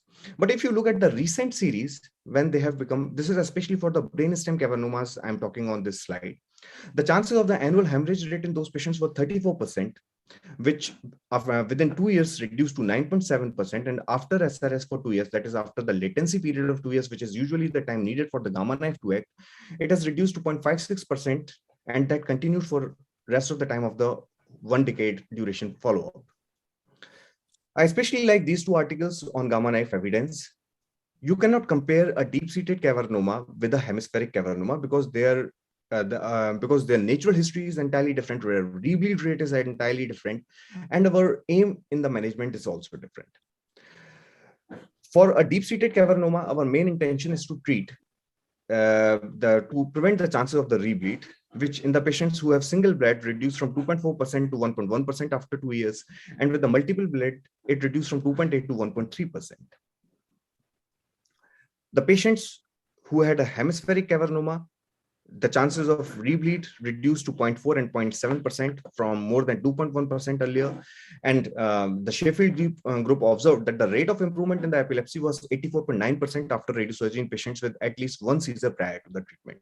The favorable outcome occurred in patients who were simple partial seizures, and they were not away from the medial temporal lobe. What is the exact reason? How did it helped in the seizure control? There is an unexplained neuromodulatory role, and that is still under investigation. How does it actually help? So with post-SRS, the chances of complications were 4.3% in the interval period. There was a post-treatment hemorrhage and 2% radiation necrosis. The factors which affected the good outcome were younger age, deep-seated location, and the multiple pre-treatment hemorrhages. This is my own experience with the deep-seated located cavernous malformation of the 33 patients treated over a period of nearly around 13 years. and all had blood, radiological evidence of blood. 70% were in the eloquent hemispheric location, and 6 patients were in the brainstem. So that in between period, only 3 patients actually had a symptomatic bleed after gamma knife radiosurgery. And out of that, 1 patient I needed to operate because the bleed was large. Rest 2 were managed conservatively. The seizure control was achieved in around 41%. The hemosiderin ring may actually act as a radiostimulant, so you need to remain confined to the inner rim of the hemosiderin. What I found is that the location other than the medial temporal lobe, shorter duration of the seizure, and the simple partial seizures are the favorable outcome after gamma knife radiosurgery for the seizure control. This is a patient with a cavernoma and deep-seated in the midline, and this is at the 3 years follow-up. This is another brainstem cavernoma. This is a 7-year follow-up MRI showing no evidence of any rebleed.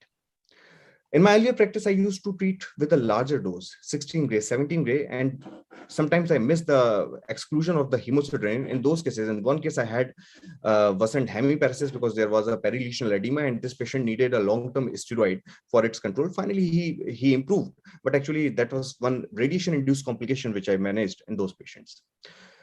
So 12 to 13 gray at 50% isodose is an excellent dose, effective dose. Do not touch the DVA and keep yourself to the inner rim of the ring of the hemosiderin. So your target should be confined to the inner ring of the hemosiderin. There are still some controversies, like it's ineffective and associated with the high risk of the complications. If you look at the recent literature, with the improvement in the radiosurgical techniques and the radiology, and with the lesser dose, the chances of long-term bleeding control with no side effect are significantly high. One thing which is especially true with gamma knife is that there is no endpoint of treatment. In surgery, you excise it, your post-operative scan looks beautiful, there is no cavernoma. That thing doesn't happen with gamma knife because you will see some of the other evidence of the prior cavernoma there. Yes, there wouldn't be any new bleed in that. The long-term hemorrhage rate reduction documented after SRS may be a part of the natural history of the disease. That was one argument, but the long-term literature control with the more than 3 decades experience now, it has provided a level 2 evidence that SRS significantly reduces the rebleed rate, especially after the 2 years of treatment. You need to actually wait for 2 years. After that, it reduces dramatically, like in the brainstem I showed, from 34% to 0.5%. If you look at the cost-benefit analysis and the quality of life, the radiosurgery provides a much better quality of life than observation. This is the synopsis of the Angioma Alliance, and they have provided a level 2B evidence for radiosurgery may be considered in solitary cavernous malformation with previous symptomatic hemorrhage if it lies in the eloquent areas that carry an unacceptable high surgical risk, and it is not recommended for asymptomatic ones, surgically accessible ones, and the familial ones. So the take-home message is that it provides a definite and variable reduction in the risk of the additional bleeds from the cavernous malformation. There is a definite improvement in the seizure control, but if the seizure outcome is your main goal, then prefer surgery to SRS. The benefits are more pronounced after 2 years, so you need to wait for a latency period of 2 years. For eloquent zone, SRS is preferred to surgery, and we need to be realistic in our expectations. Now I would come to the next indication, that is the cavernous sinus, benign confined cavernous sinus lesion. So this is actually the Chandni Chowk, a very famous area in India. And whenever I talk about the cavernous sinus, I think it about the Chandni Chowk because it's a crowded neurovascular structure. So you have so much things to preserve whenever you are going to operate over there. Compared to the microsurgery, we treat with gamma knife early in the course because we need to maintain the functional outcome better. We need to treat when there is low mass effect and potentially no growth. Cavernous sinus hemangiomas, 1 to 3% of all paracellular lesions, mostly in the 4 to 6 decade. Distinct from the intracerebral cavernous hemangiomas in some way. I agree to Professor Goel about the pathophysiology, but their natural history is slightly different from the cavernous malformation, which are in the parenchyma. Similar to him, I have worked over the quantitative analysis of modified Dolan-Kawase approach, and I found that even the people with the golden hands had a tumor regrowth in more than 20%, with a new onset cranial neuropathy in nearly 60%, and sometimes massive intraoperative bleed and the death.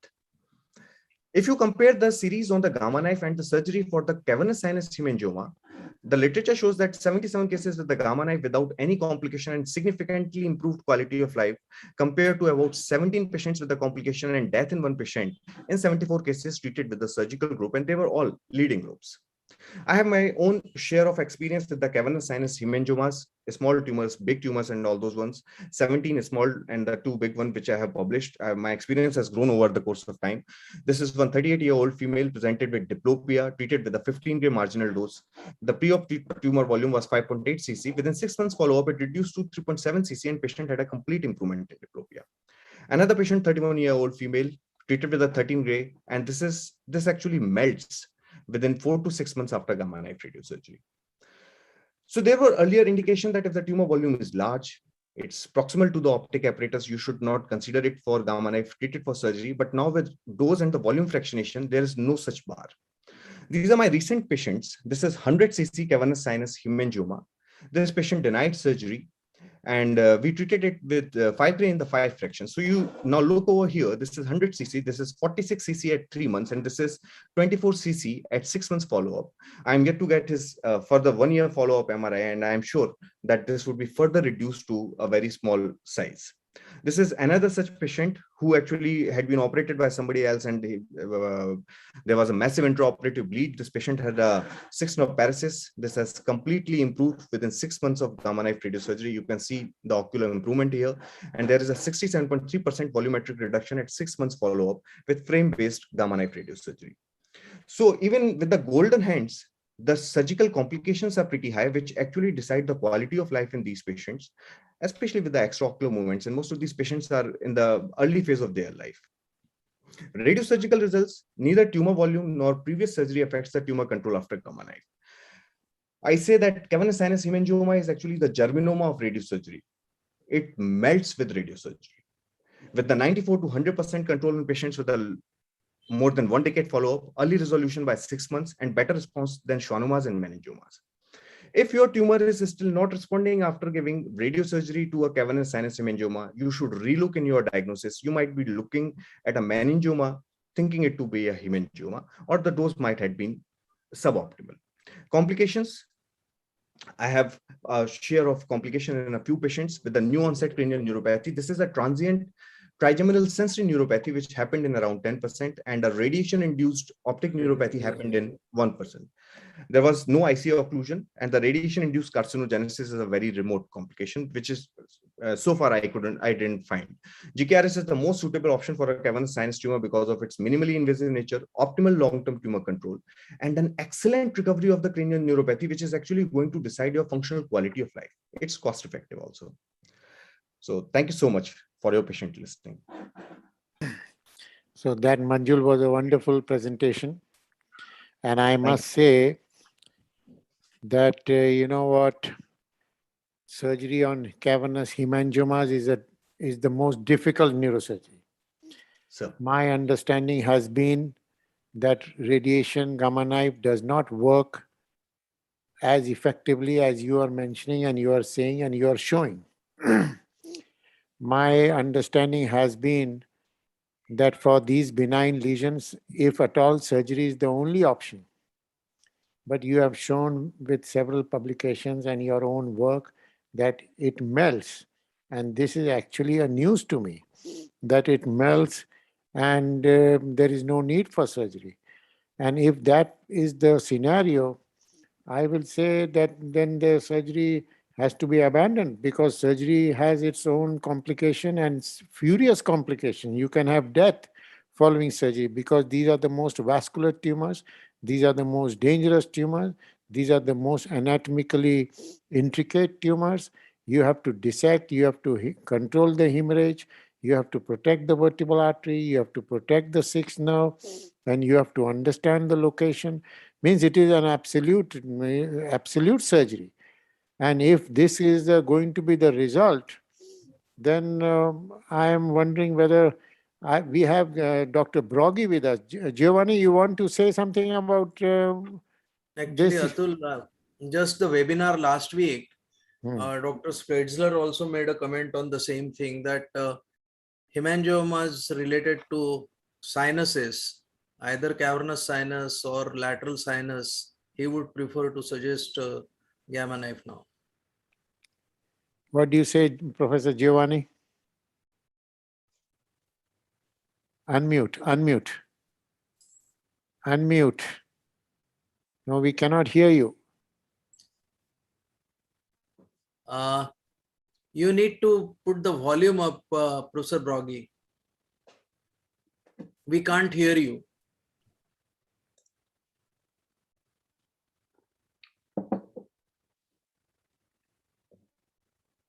No. Yeah, there's nothing I can do. He has to unmute himself. See, as far as surgery is concerned, Manjul, these are beautiful operations. These are challenging operations.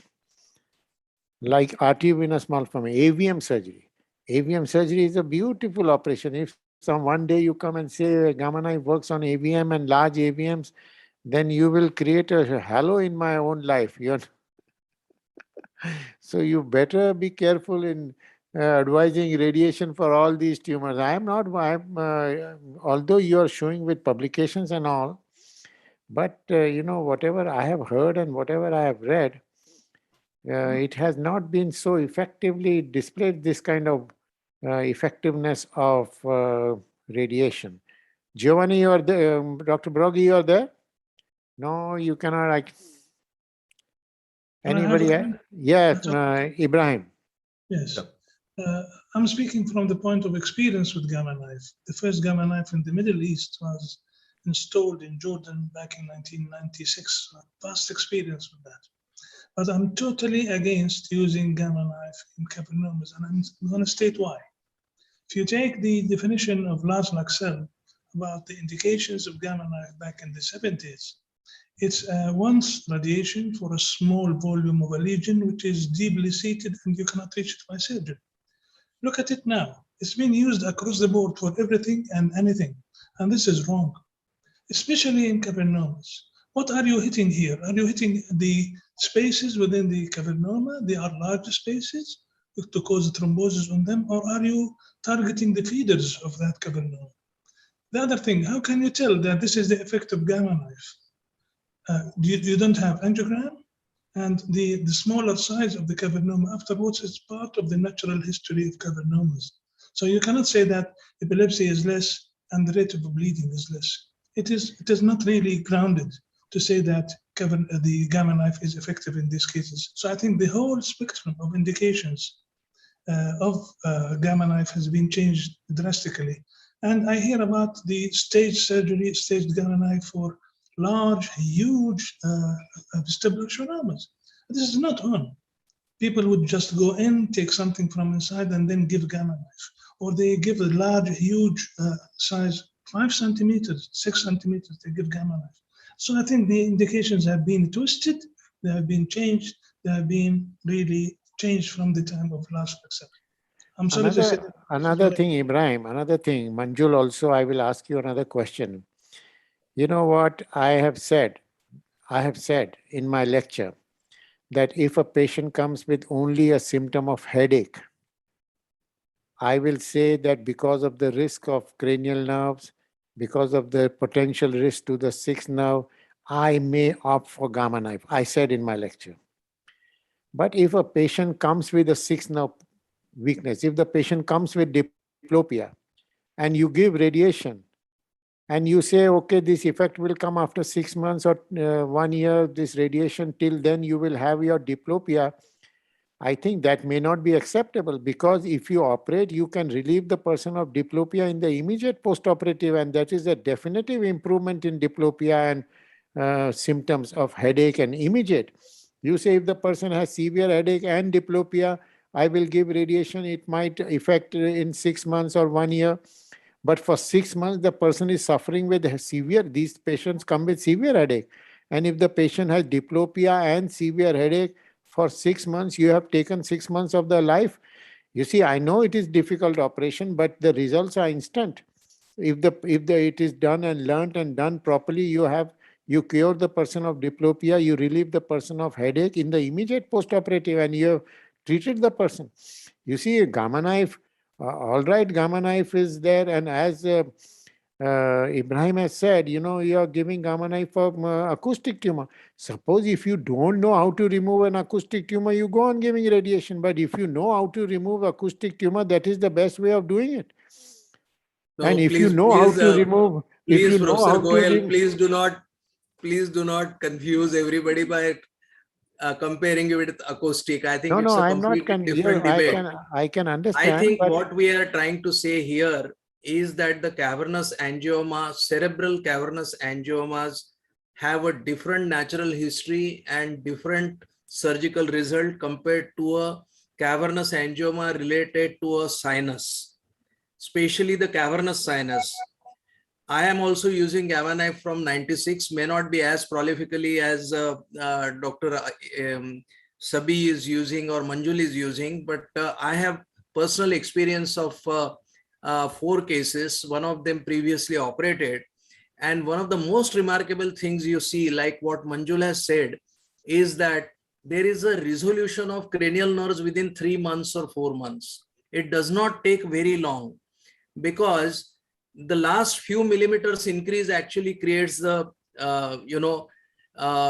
the cranial nerve paresis due to stretching, and as the volume starts reducing, you actually get a very good resolution. I think one of the most important reasons, apart from the fact that I may not be very good at operating on cavernous angiomas, but one of the most important things which has made me consider Gamma knife for cavernous angioma of cavernous sinus is the immediate improvement in nerves, immediate improvement in their eye movements. It's very remarkable. so what I will recommend is, Manjul, I will of course wait for your comment, but what I will recommend is, let us wait for the experience. You see, surgery has been a very long story. On the other hand, Gamma knife story has been relatively recent, and good results of cavernous hemangiomas are much more recent. If you see a literature 5 years before, 5 years or 7 years, there has been no report. And whatever good results are being shown of Gamma knife and cavernous hemangioma, those are not more than 5 or 7 years old, those papers. So, and not many are there in the literature. So what I will recommend is, let us, you continue your experience with Gamma knife on these formidable surgical problems and challenges. And if it really works, then there is no question that to subject a patient with a risky operation may not be. But unless and until you prove it, yes, it happens all the time. It happens consistently. It does not happen once in 20 cases. And if that kind of result can be produced on a consistent basis by many groups, I think the surgery will eventually have to take a back seat. I agree with that. Okay, Manjul, now go ahead. You want to make some nice comment? Thank you so much, sir. So first, to Professor Ibrahim, sir, definitely I agree to him. But in the very beginning, I told that if you can remove it safely, elegantly, without creating a deficit, especially with the cerebral hemispheric cavernoma, I never give them to a cerebral hemispheric non-eloquent cavernous malformation. Go and excise it. Seizure is your indication. Go and excise it. I excise it routinely. But if it is a deep-seated brainstem one, where you are going to create a surgical morbidity with a cranial nerve deficit, definitely Gamma knife is a very valid alternative to that. And it shows a significant improvement in the cranial neuropathy after that. Second point, seizure is actually, how does seizure improve with Gamma knife? Nobody knows about it. The long-term results, the prior results were actually poor because the dose was given high and people used to take the hemosiderin. For last 20 years, when the hemosiderin is not being exposed and the dose has been given less, the seizure outcome has also been found good, that I have seen in my own patients. Yes, the long-term results, for the long-term results, I have to see. I made a slide with whether the reduction in the bleed rate is comparable to the natural history of the cavernous malformation. That is having a comparative evaluation on the 3 decades follow-up in nearly around more than 2,000 patients treated of the cavernous malformation with Gamma knife. There is a difference between the hemispheric one and the deep-seated one, and the result is especially helpful for the deep-seated thalamic, brainstem ones, basal ganglia ones. So if it is a deep-seated one, your rebleed rate significantly reduces, as in that review, from 34% to 0.9%. And there are now plethora of articles, multiple articles, which are showing that result. That for the cavernous sinus hemangioma of the cavernous sinus, that as sir rightly told, there is a different timeline for every symptom to improve. Headache improves nearly within 1 month. And the cranial nerves, especially the motor nerves, improve first, and the sensory nerves gradually improve after that. So there is a different timeline for all these kind of improvement. In this era, we give a cafeteria choice to the patient. And if the patient is not ready to take that risk of the surgery, going under a surgical knife, then gamma knife becomes an excellent indication for that patient. We just give that all options to the patient, and the patient has to decide over it. With the robust literature support for cavernous sinus hemangioma, I do not think that that would remain a surgical indication in the next 1 decade. That's my prediction over it. Thank you so much, sir. Okay. Aip, you want to make any comment? Let's hear from Aip. That will be a very beautiful comment. Unmute Manjul. yourself, Yes. I mean, it's surprising to see Manjul's cases. I've always operated on cavernous sinus hemangiomas. My initial cases were disasters, but of late, at least for the last 4 or 5 years, I've been able to remove them without any deficits. And I've been able to use the windows and remove them. I wish I could show them. Well, I right now, this is new knowledge for me, that what Manjul told me is new knowledge for me. I've always believed that they don't work.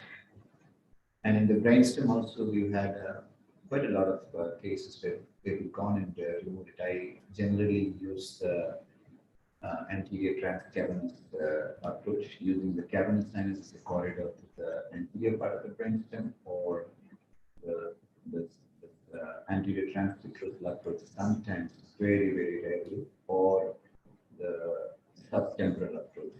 This is what I remember when Yuha was there with us, he was looking at using the subtemporal approach to these cavernous transcriptions. So it's new knowledge. I wouldn't really want to comment on gamma knife effectiveness, but as far as surgery is concerned, I know the results. There are, as Manju said, there are some really difficult ones, and we've been trying to man up and do these cases. But right now that there is an option, maybe as we're all getting old, we need a little bit of a comfort zone. Otherwise, heart attacks can happen. So maybe it's a good news for all of us. That's all I can say. Thank you, sir. Yeah, it's a real good news. The thing is, if you have to, let us wait. Actually, you know what? We have to be in the work in the interest of the patient. And if you can avoid surgical knife, and if we have been always in love with our knife and not with gamma knife. The issue is, but if it is in the interest of the patient, and if it is in the real interest of the patient, you see, only thing is, if the gamma knife fails, whether the preservation of cranial nerves will be affected by a failed hemangioma to operate on a tumor which has not responded to gamma knife, whether the nerve will be more badly stuck or not, that will have to be studied. Basically, at present, with what we have heard now, and with, if you see the literature about 7-8 years ago, nobody talked about radiation for cavernomas. Nobody talked about radiation for cavernomas. Only recently, more and more people are talking about radiation for cavernomas. So let us see how the things work out in the interest of our patients. And I think that's it. Now let's go. Anything anybody wants to talk about? Giovanni, are you there now or no? No, unfortunately, you're not. Unfortunately. Kindly unmute, sir. Yeah. He has written in the chat that he is not in favor of SRS unless it is inoperable. See, basically, I will ask, I will put another question. How many people in this audience have actually done a cavernous hemangioma of cavernous sinus? That is one question. And second thing is, how many have successfully done a cavernous hemangioma of cavernous sinus? That is another question. And if I really ask, if everybody has to give a vote, I will say, apart from the senior people here, maybe one person, if he says, yes, I have done it, I will be actually surprised. Shekhar, what do you have to say about this? Even one or two people in the audience, if they say, yes, I have done successfully, I completely agree. I removed. mean, I have myself done only 3 cavernous hemangioma of the cavernous sinus by microsurgery, and I have done 4 now with gamma knife. So So the that thing is is, my it is not collective an easy experience. operation. It is a difficult, dangerous operation which involves several facets of neurosurgery. And it is not a common disease. You see, cavernous hemangioma of the cavernous sinus is not a common disease. Cavernomas of the brain are quite common. Here, there, everywhere, they are located more in eloquent areas. Now, if the thing is, if suppose gamma knife does wonders to a brainstem cavernoma, it will do wonders to everywhere, cavernomas everywhere in the. So eventually, if this is agreed upon, we will have to lose cavernoma surgery, and nobody will talk of cavernoma surgery in the brain also. So that will be a. I think Atul will have to distinguish between cerebral and extracerebral cavernomas. When Let we us are hear. Let us hear from Manjul. What do you have to say about cerebral and extracerebral? What difference is there, Manjul? Sir, I consider them entirely different entities. absolutely. They are completely different in their presentation, in their natural course, and even the response to the radiation. Absolutely. So the one which are confined to the cavernous sinus, they just melt.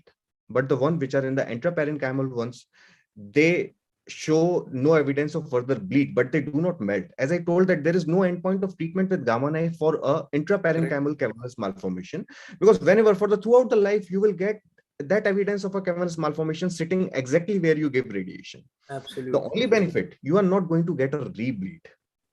And that is also in more than around 90% patients. In 10% patients, you may have a clinical or subclinical bleed if you follow these patients in the long term. But more than 90% bleed control, in 90% of these patients, you will get a good bleed control on the long term. So they are entirely different in their response to the radiation. So 90%, Manjul, is a very huge number. Huge number. If you can control bleeding rate in 90% of intracranial, majority of these cavernomas are in the motor strip, in the perimorollandic area, in the region of brainstem. And if you can control rebleeding rate in 90% of people, why on the planet anybody will go and operate this lesion when you are able to control reason? 90% is a one huge of the number. reasons, Atul, it did not become very popular earlier was the Pittsburgh first paper itself, which showed that yes, overall control rate was reasonably good, but short term, there was increased incidence of hemorrhage within the first 18 months. And that paper dissuaded most of us to use cavernous angioma as an indication for doing radiosurgery in the early period. The technique of radiosurgery had changed over the last decade, and since then the reports of cavernous angioma are becoming better. My main question is there really an indication? One, we are talking, it is not surgery versus radiation. When I am talking, you also have to think about observation versus gamma knife. Yeah. What is going to happen? My worry is that what is going to happen is patients who are generally kept for observation are more likely to go for gamma knife. The surgeons will keep on operating patients which are eloquent, which have bled, and which have already produced a neurological deficit, gives you enough justification to operate. But the patients who don't have these, they will go for gamma knife, they need it or not. I have a different worry about this.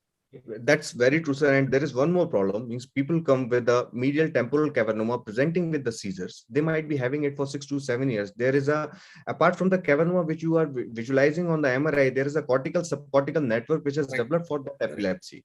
And they now want to get a radiation for that cavernoma. Radiation is not going to make you seizure free for that medial temporal cavernoma. You need to actually undergo a proper epilepsy surgery to get relief. So that point needs to be very clear to the clinician and to the patient both, that what are we going to achieve with this particular treatment modality. I will ask you, Manjul, one last question because this discussion is endless. I want to ask you one question. Now we have seen the, various presentations at various places. We have done cavernomas right inside the brainstem. We use this approach, we use lateral approach, we use anterior approach, we use subtemporal approach, we use tilo-oliveral approach as has been discussed. So many approaches, and there is a potential for harming the interest of the patient because of the intra-axial nature in the cavernoma in the brainstem.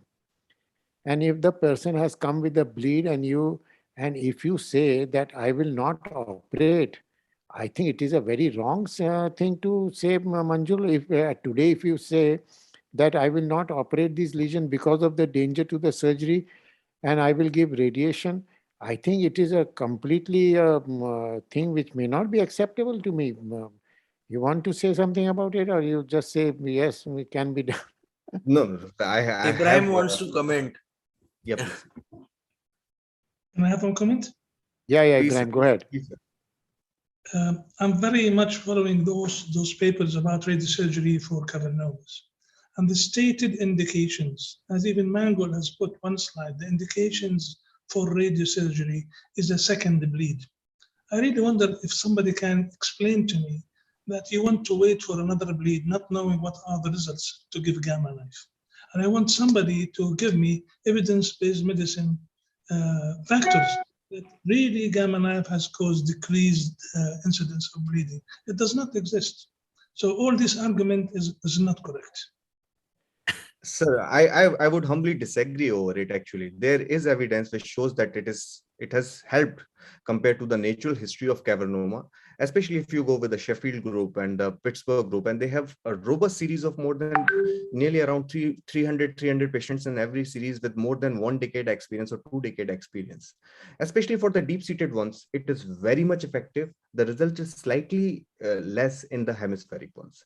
The bleed rate, you need to compare the bleed rate of the hemispheric one from nearly around 4% per year to 19 to 34% in a brainstem cavernous malformation. So the natural history is entirely different. Similarly, the rebleed rate is reduced to a different extent depending on the location of the cavernous malformation. These one cavernous malformation you cannot compare to the another cavernous malformation. It's going to be entirely different. Just for the segregation, keep it as a deep-seated one and the superficial ones. And there is evidence in the literature.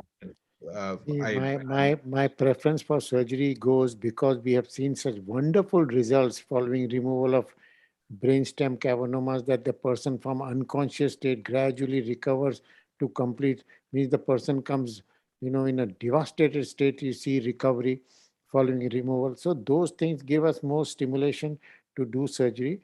But this facet of gamma knife has to be kept in the armamentarium of everybody. We must at least think about it, and we must, particularly in patients who do not actually, as you rightly said, they do not want to undergo surgery. So this is one very good option. Some people say, no, I am afraid of surgery. I don't want to undergo.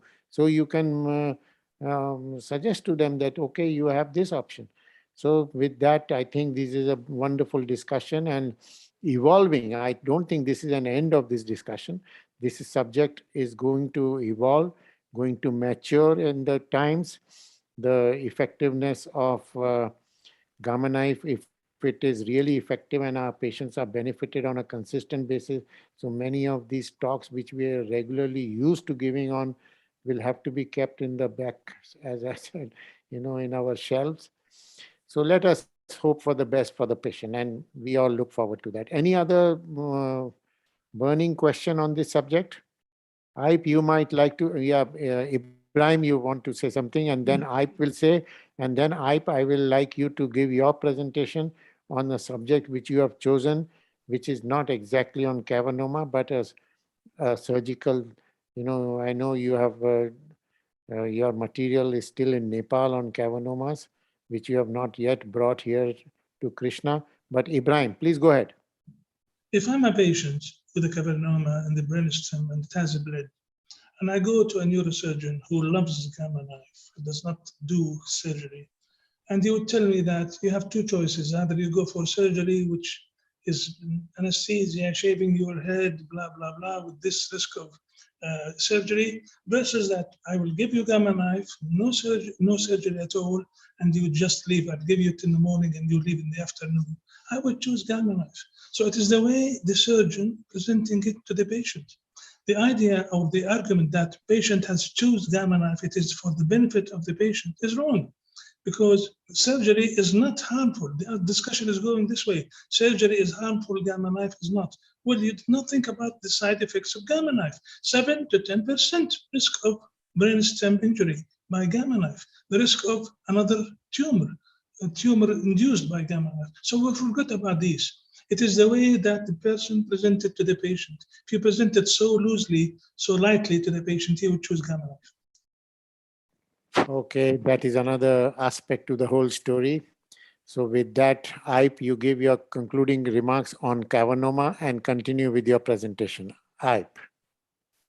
Yeah, this is like religion. So I would not want to go ahead and say one is better over the other when I have clearly no experience in gamma knife. So my experience in surgery is that most of them can be taken out safely if we have training. Some of them initially prepare for some disasters because how much ever trained you are, whichever institute you're from, whatever fellowship you've done, whoever you've been with, your first few cavernomas are going to be full of panic, full of bleeding, and full of disaster. And if you are strong enough to go beyond that, analyze what has happened, how you have messed it up, how you can correct it, and then go on to your next cases, then you can do better. So it's not as if it's inoperable, as everybody, senior people in this audience are arguing. Now, if you are not ready, if you don't want that initial few disasters, then maybe gamma knife is always, I mean, when Manju says that this is much better result, I mean, I didn't know that. Maybe if I had it available in Nepal, then I would of course would have gone for it. I mean, I don't want to go for something which is sadomasochistic, and nobody would want. So let us see the results. If it is better, then we can go for it. But if surgery is even marginally better, it is worth that we learn all these skills, take these failures with us, and go ahead with this.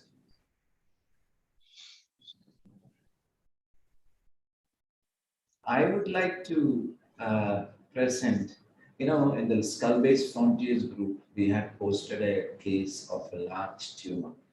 I would like to have a very interactive session here, and I would like to show you what we've done. So this was a young lady who came to us with features of raised ICP.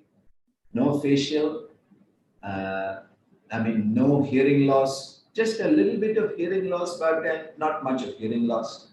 No facial, just features of acute raised ICP. So I'm going to show you these pictures. Okay. Yeah, so it starts off from here. So you can see this. See this part. Oh, no, sorry. Aip, you put your image. Yeah, I'm sharing this. Okay. Can you see? Yes. Yes. Right. So you can start seeing the jugular foramen starting off from there. And you can start seeing that there's something going down there. And you see that's a vertical C7 carotid. Okay. There's something in there. Okay. And you can see this lesion getting into the CP angle. It's intrapetrous. It's not really in the IAC actually, but it's going anterior to the IAC. So it's going anterior to the IAC. It's all over this plate and it's cystic. One of the things about cystic tumors is that it's easy to kind of start off with them, but the brainstem plane and the cranial nerve plane is going to be not a great. As Professor Goyal, anybody who's operated on these giant tumors will tell you. The beginning is easy, but the end is never easy with these cystic tumors. So this is a lesion. You can see the brainstem completely pressed down. So we we saw this is the lesion, there's solid and cystic component. And so this is the lesion. And you can see the horizontal C6 carotid there, the lesion being medial to the C6 carotid. And this is the lesion going all the way up to the 10th. So the cystic part is going all the way. So you can see the axial transverse, so that's pretty well enhancing. So you can see the lesion intrapetrous, it's in the jugular foramen. So so that's it. Well, we planned for a simple retromastoid, but then we thought unless we go transjugular, which means we tie off the sigmoid and the jugular, we may not be able to take out the tumor completely. So we went ahead with two approaches, retro and pre-sig, single incision, retro and pre-sig. So the brain was quite tight, but once we ruptured the cyst, it was okay. So we went ahead and so this is the small dural opening, and you can see how the tumor is. We first we cut off the arachnoid longitudinally and take one part of arachnoid towards the IAM, another part of arachnoid towards the brainstem, and we stay completely within the tumor. And at the last bit, we take the tumor capsule away from the arachnoid. So that's how we go ahead and do it. So it'll be intracapsular, intratumoral decompression. And then, as Professor Goyal says, different ways of fragmenting the tumor. So we use CUSA. I mean, in this case, we are using the cobblator also, and different ways of fragmenting. So still, of course, bipolar and bipolar coagulation is a good way of sometimes fragmenting, although I don't like, I mean, earlier I never used to bipolar too much, but I don't like it too messy. I've seen sometimes Professor Goyal, when he does it, I've seen it, he doesn't care at all. He just takes everything and everything is beautifully clear at the end. But I can't, I mean, I am not that extremist. So that's what I probably wouldn't, I mean, if there is a little bit of bleeding, I mean, an intracapsule inside. So I never bipolar anywhere near the arachnoid, but inside the tumor, if there is a clear bleeder, then I take it off. So we keep on, and this also helps me to fragment the tumor. So I hold the tumor and then I keep on dissecting it and fragmenting it inside, from inside out, keep on fragmenting. And that's a capsule, that's the capsule from brainstem. So it's quite adherent, very, very adherent. And again, the capsule, once you slowly take it off, you see the supply, all the supplies coming in, and you take off the supplies and you gently dissect this tumor away from the brainstem.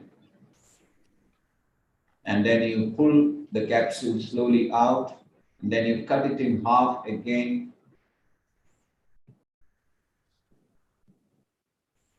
A lot of tricks that you learn from many, many seniors, and then of course you develop your own technique. Cutting is something, fragmenting the tumor into different pieces is something that I've seen Dr. Boyle doing. That is a very, very big trick. I mean, it's something that all of you will have to learn, because it may look haphazard, but after you've taken off quite a lot of tumor, and including the capsule, you can even cut the capsule. So you keep on cutting it, and then voila, it's just a capsule and it just comes off. Okay, so when you try to remove thick tumor from cranial nerves, that's when you hurt things. Okay, so you keep on without any traction. So you're not checking facial nerve or anything right now. We're not checking any nerves right now. So we're just keeping on removing tumor without pulling anything. just keeping on removing tumor. So we've got something, so the 10th is there, the 5th nerve is there, and now you seeing the 7th, 8th jugular foramen. So the tumor is at the jugular foramen, but my friend Sampath, who had come down for this case, he is going to remove it with the posterior petrous approach. Same incision. We went retromastoid. He goes, he goes pre-sigmoid. So it's the same. It's the same incision and just a two-phase. So you can see the vertebral there nicely there, the vertebral artery there. At good magnification, and you can see at the pons the vertebral we saw the basilar and the 6th nerve during this surgery. That's the facial nerve, that's the vestibular nerve. So we stimulated and found out that this is, and you can see the arachnoid also, anterior arachnoid also here, that's the anterior arachnoid. And the 6th nerve you can see as a band, you can see the 6th nerve. So the 7th nerve there, the 6th nerve, the arachnoid band with the basilar, so that's the vertebral, that's the pons, the middle cerebellar peduncle. So we've just left a tumor at the jugular foramen, and the dural opening is hardly 2.5 to 3 centimeter.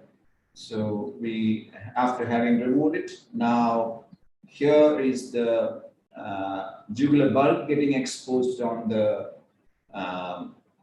in the posterior petrosectomy approach. So, and this is the posterior petrosectomy approach. Here, we tied off the IJV, we cut off we tied and occluded the sinus, and then went into the jugular foramen, took out all the tumor, but then we found that taking tumor medial to the carotid was getting a bit difficult. So we have left a bit of tumor in the petrous because we found that there was a lot of supply directly from the carotid to that tumor. So we left it and we will watch it. I don't think it's going to grow back because it's disconnected from everywhere. We removed all that tumor, but then in the intrapetrous region, we have left some tumor. But the good thing so that is the anterior border of the jugular bulb with all the cranial nerves there. And just like we do it for a glomus, so we removed as much, and then you could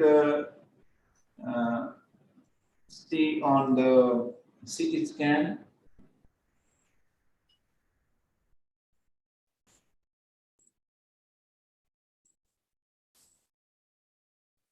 Yeah, so that's the CT scan. So this is bled. There is no tumor in the CP angle, but the intrapetrous, there is tumor there. There's tumor left. So there is some surgery cell and all, but there is a tumor left here. So this I can go in and take from an anterior transpetrous approach. I can go parallel to the carotid and take it from there if required later on. So, but the good thing has been that this is the patient after the 6th on the 6th postoperative day, she's still here. So this is her, and she is got absolutely no deficits walking around. So thank you very much. I would welcome any comments onto that. Thank you. That was a wonderful case, no question about it. But I will invite you to read my recent article on jugular bulb schwannomas or lower cranial nerve schwannomas, in which I have discussed, this was published in World Neurosurgery. The issue that we discussed was, like trigeminal neuromas are within the confines of dura of the Meckel's cave, of the lateral wall of cavernous sinus. Oculomotor schwannomas are within the dura of the roof of cavernous sinus. Dura, they are intradural or confined tumors. Similarly, we said, you must read, this is a new concept, that the capsule that you mention about the tumor is not actually the capsule, but it is the rolled up dura. So the capsule that you talk about, if you if you think in perspective of dura and you work intracapsular and leave the capsule behind, and you will find that dura of the tumor in continuity with the petrous dura. And that preservation of the dura will help you save the lower cranial nerves, which are stuck in the dura very badly. You understand what I'm saying? And these tumors, not only in the posterior fossa, but also into the jugular bulb and also in the extracranial compartment, are entirely covered with dura. So this concept we have introduced, and to know more about what I am talking about, you must read my article, which was published about 1 year ago in World Neurosurgery. And there we introduced this concept of dura, and to avoid removing the capsule, which is in continuity with the petrous dura and the jugular bulb dura. So that concept may be of help. I would like to know from you about the status of the lower cranial nerves, which are the most critical part of the entire story of this case. That were you able to preserve the lower cranial nerve function? Did they worsen after the lower cranial nerve, after the surgery? And if you really think about this concept of dura and the capsule of these large tumors, you know, if you read my papers, in all my patients, the lower cranial nerve function improved after surgery, which has never been reported in the literature. So that is one thing that you have to remember. We have a comment from Aid Banali, a neurosurgeon from Morocco. Can you make some comment about the role of intraparenchymal endoscopy in the management of deep brain-seated cavernous malformation? Endoscopies, of course, Dr. Dev Pujari will like to answer. Dev Shekhar? No, unmute, Shekhar. I have used endoscopy to check the completeness of the excision, etc. But I do not think endoscopy gives you, makes you do something which you cannot do. It's not going to increase the indication for cavernous angioma removal. It is just a technical aid for completeness of excision and to check completeness of excision without waiting for the post-operative MRI. I think that's the only place I see for endoscopy as such. I really do not think endoscopic approach is going to make a gross difference to either the indication or for that matter, even result of surgery for parenchymal cavernous angiomas. If at all, endoscopy may be used for intraventricular lesions in the brain, right, Shekhar? Yes. Intraventricular, you can do in subarachnoid spaces. I mean, pineal, etc. are very classical examples, but I do not think it adds anything to deep parenchymal lesion, except for the fact I have actually even put it in cavernous sinus, to tell you frankly. Once the tumor is removed, when it is not bleeding, you can check the completeness of excision. That is the main purpose that you can use it for. John, any other question? Yes, there's a question from Mohammed. How was your experience with hemangioma of symptomatic vertebral spine? And that's from this Manjul. question is to actually Manjul, that does the SRS works for spinal hemangioma, vertebral hemangioma rather? So it doesn't work good for vertebral hemangiomas. Yeah, I think the main question what do you think? Why it doesn't work, Manjul? What is the problem? Sir, I personally do not have an experience over that, because for that you need to go with the cyber knife or other kinds of knife. You can't go with the gamma knife with that. So I haven't any personal experience with the vertebral body hemangiomas. What I have read from the literature, the people have given it for the pain control in those patients. And the radiological, there was no effective pain control. And those patients had no improvement in the radiological outcome.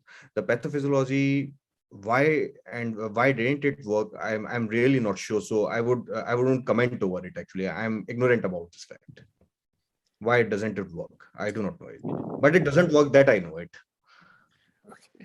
Okay, so is there any IP, you want to say something? I have one comment. When But Ibrahim first. What was the histology in the case you presented?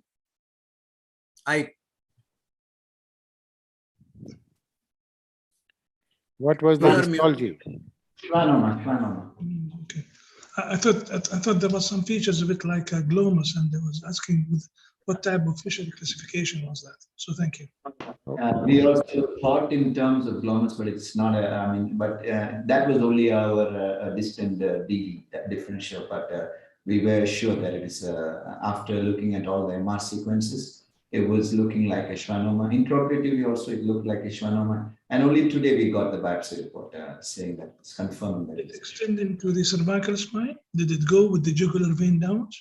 No, but it went into the jugular foramen down. If you see, when we were doing the posterior transpectoral approach, it was going into the jugular foramen, into the anterior to the pars venosa. It was going into the, so we went and took out as much as we can. But below the carotid bend, I mean, anterior to the carotid bend, we could not maneuver because when we were pulling, there was a lot of bleeding. So we thought we would rather stop it there. And then if at all it increased in size, I mean, for me, I would rather do a transpectoral, expose the entire carotid, C6 carotid and go down and then take it with complete vision rather than pulling onto something. Okay. I'm going to say something different, Atul, if you allow me for a minute. Okay, go ahead, Shekhar. My approach to lower cranial schwannomas has drastically changed over a period of time. I will certainly read your paper. I have somehow missed that paper, but I find it very difficult to believe because there is usually a large, I mean, there can be, it is not usually, but several cases have a large extracranial component when we talk about lower cranial nerve schwannoma. And the dura goes that far. I find it a little difficult, but maybe you are right, and we may probably learn something. Even at this stage, I think I'm happy to learn something. But my main worry in operating on lower cranial nerve schwannomas is I have been very happy with my scans. But as you said correctly, that lower cranial nerve function to maintain or to improve is not so easy. I mean, with your gifted hands, probably it is more often than most other people. But on an average, I think compared to other cranial nerve schwannomas, lower cranial nerve schwannoma radical excision with preservation of function is more difficult. And therefore, my approach has changed over the years. I don't like to do any extended approaches. I like to debulk them. And I think it is very safe to give gamma knife or fractionated radiotherapy to the extracranial component. I think there is no, the most damage occurs. I mean, I think people who have operated on glomus tumors, you will understand. You can get it nicely from extracranial, you can get it nicely from intracranial. When it comes to actually the jugular bulb itself, you find that it is not so easy and most of the nerves get damaged over there. So I have become more conservative, and I rather would like save preservation of function rather than looking at a good scan. Okay, now Shekhar, I will answer your question. Okay. Now you're talking, there are two issues that you have discussed. I will briefly discuss because, this is a huge topic and has been of my great interest for a long time. So you talk of extracranial, low cranial nerve schwannomas. You talk of extracranial trigeminal neuromas, which are also, I have written on extracranial trigeminal neuronoma. Agreed. And you know what happens is, and you talk of acoustic tumor, you talk of other neuronomas.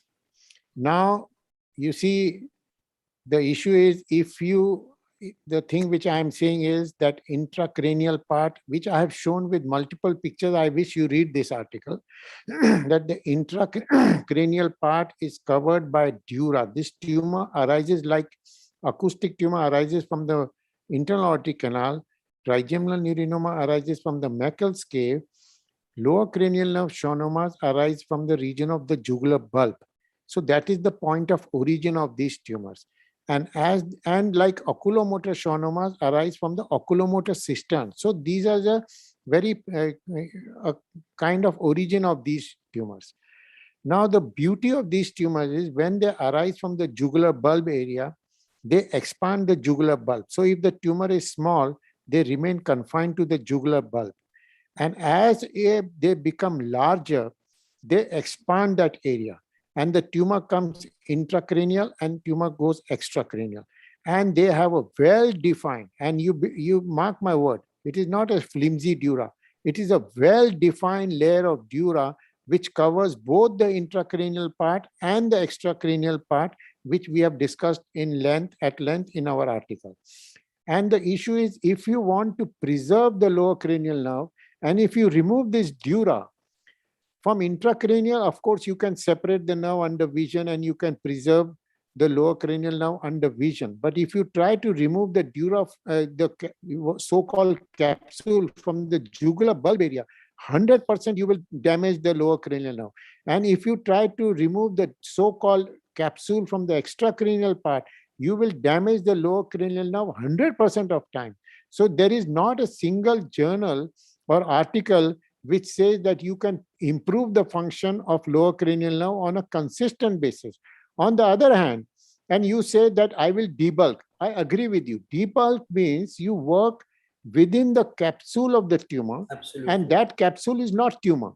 So that will be a good news for you. You are not doing actually a debulking. You are removing it radically within the dural confines. You do your next case and remember me, Shekhar, I think it will be you will. No, I think you are correct. There is a question of interpretation, but I think that is exactly what I'm trying to do.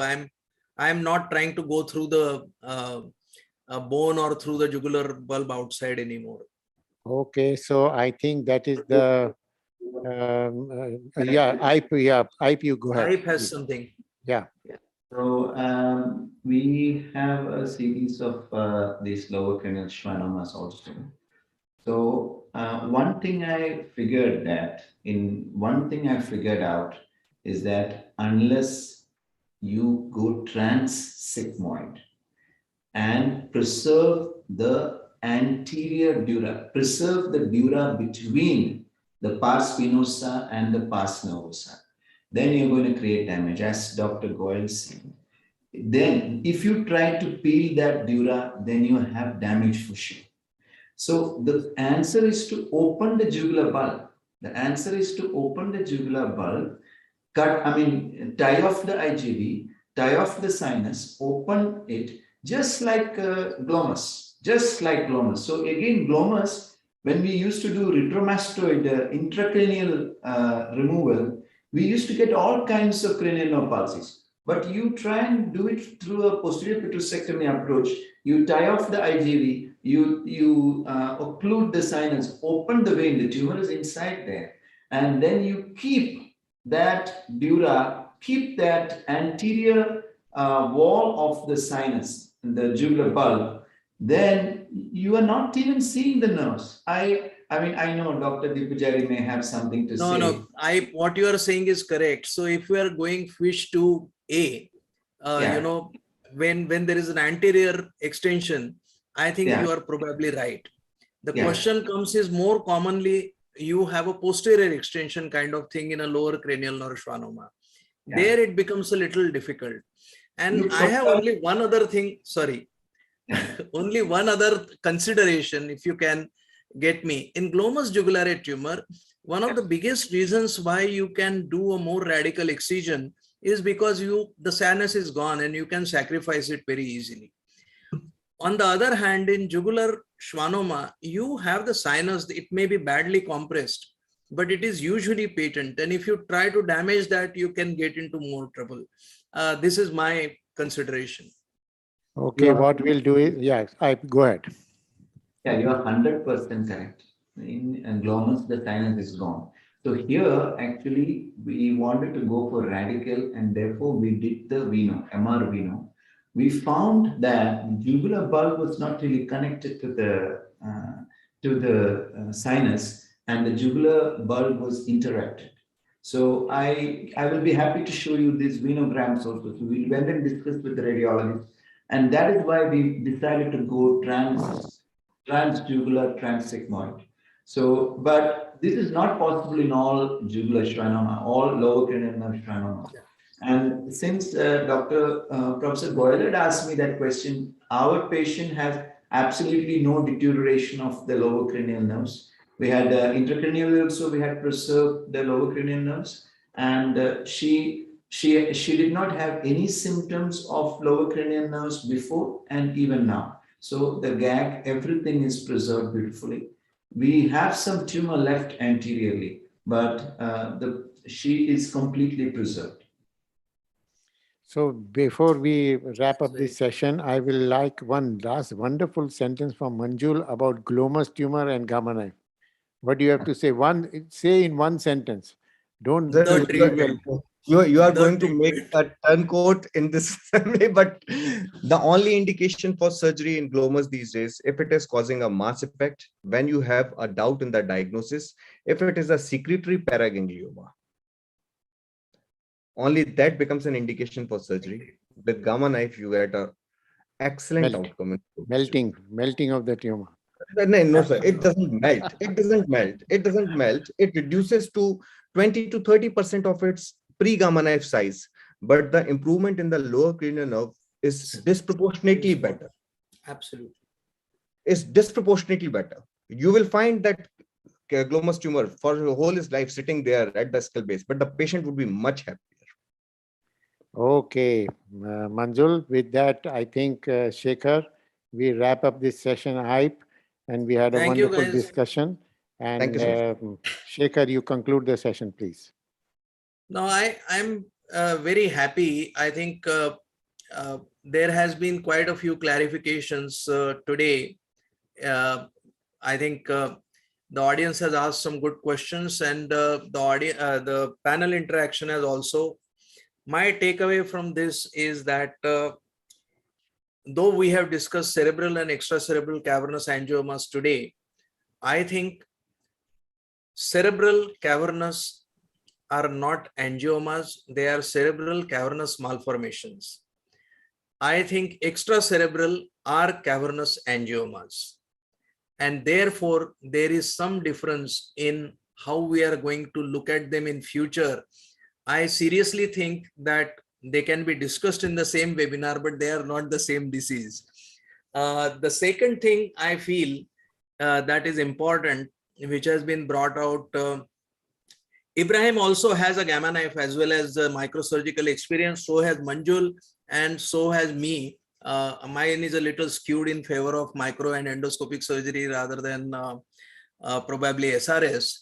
That has remained secondary. But I certainly feel that I have personally not treated any cavernous angioma by gamma knife. I will probably cavernous malformations by this, probably something worth thinking, which is what Dr. Goyal also said, that probably we have to look at more literature in future and we have to learn from this. Ibrahim is still, nodding his head, saying that no, but probably glomus treatment is also seeing a revolution, and we should all read Dr. Goyal's paper on jugular schwannomas, and I think we will take that up as another webinar in future. Thank you very much for the day. Thank you very much. Thank you and bye-bye. Thank you and Thanks bye-bye. everybody for participating. We'll see you in a Thanks, couple of John. weeks. Thank you, Thanks, sir. John, and thanks.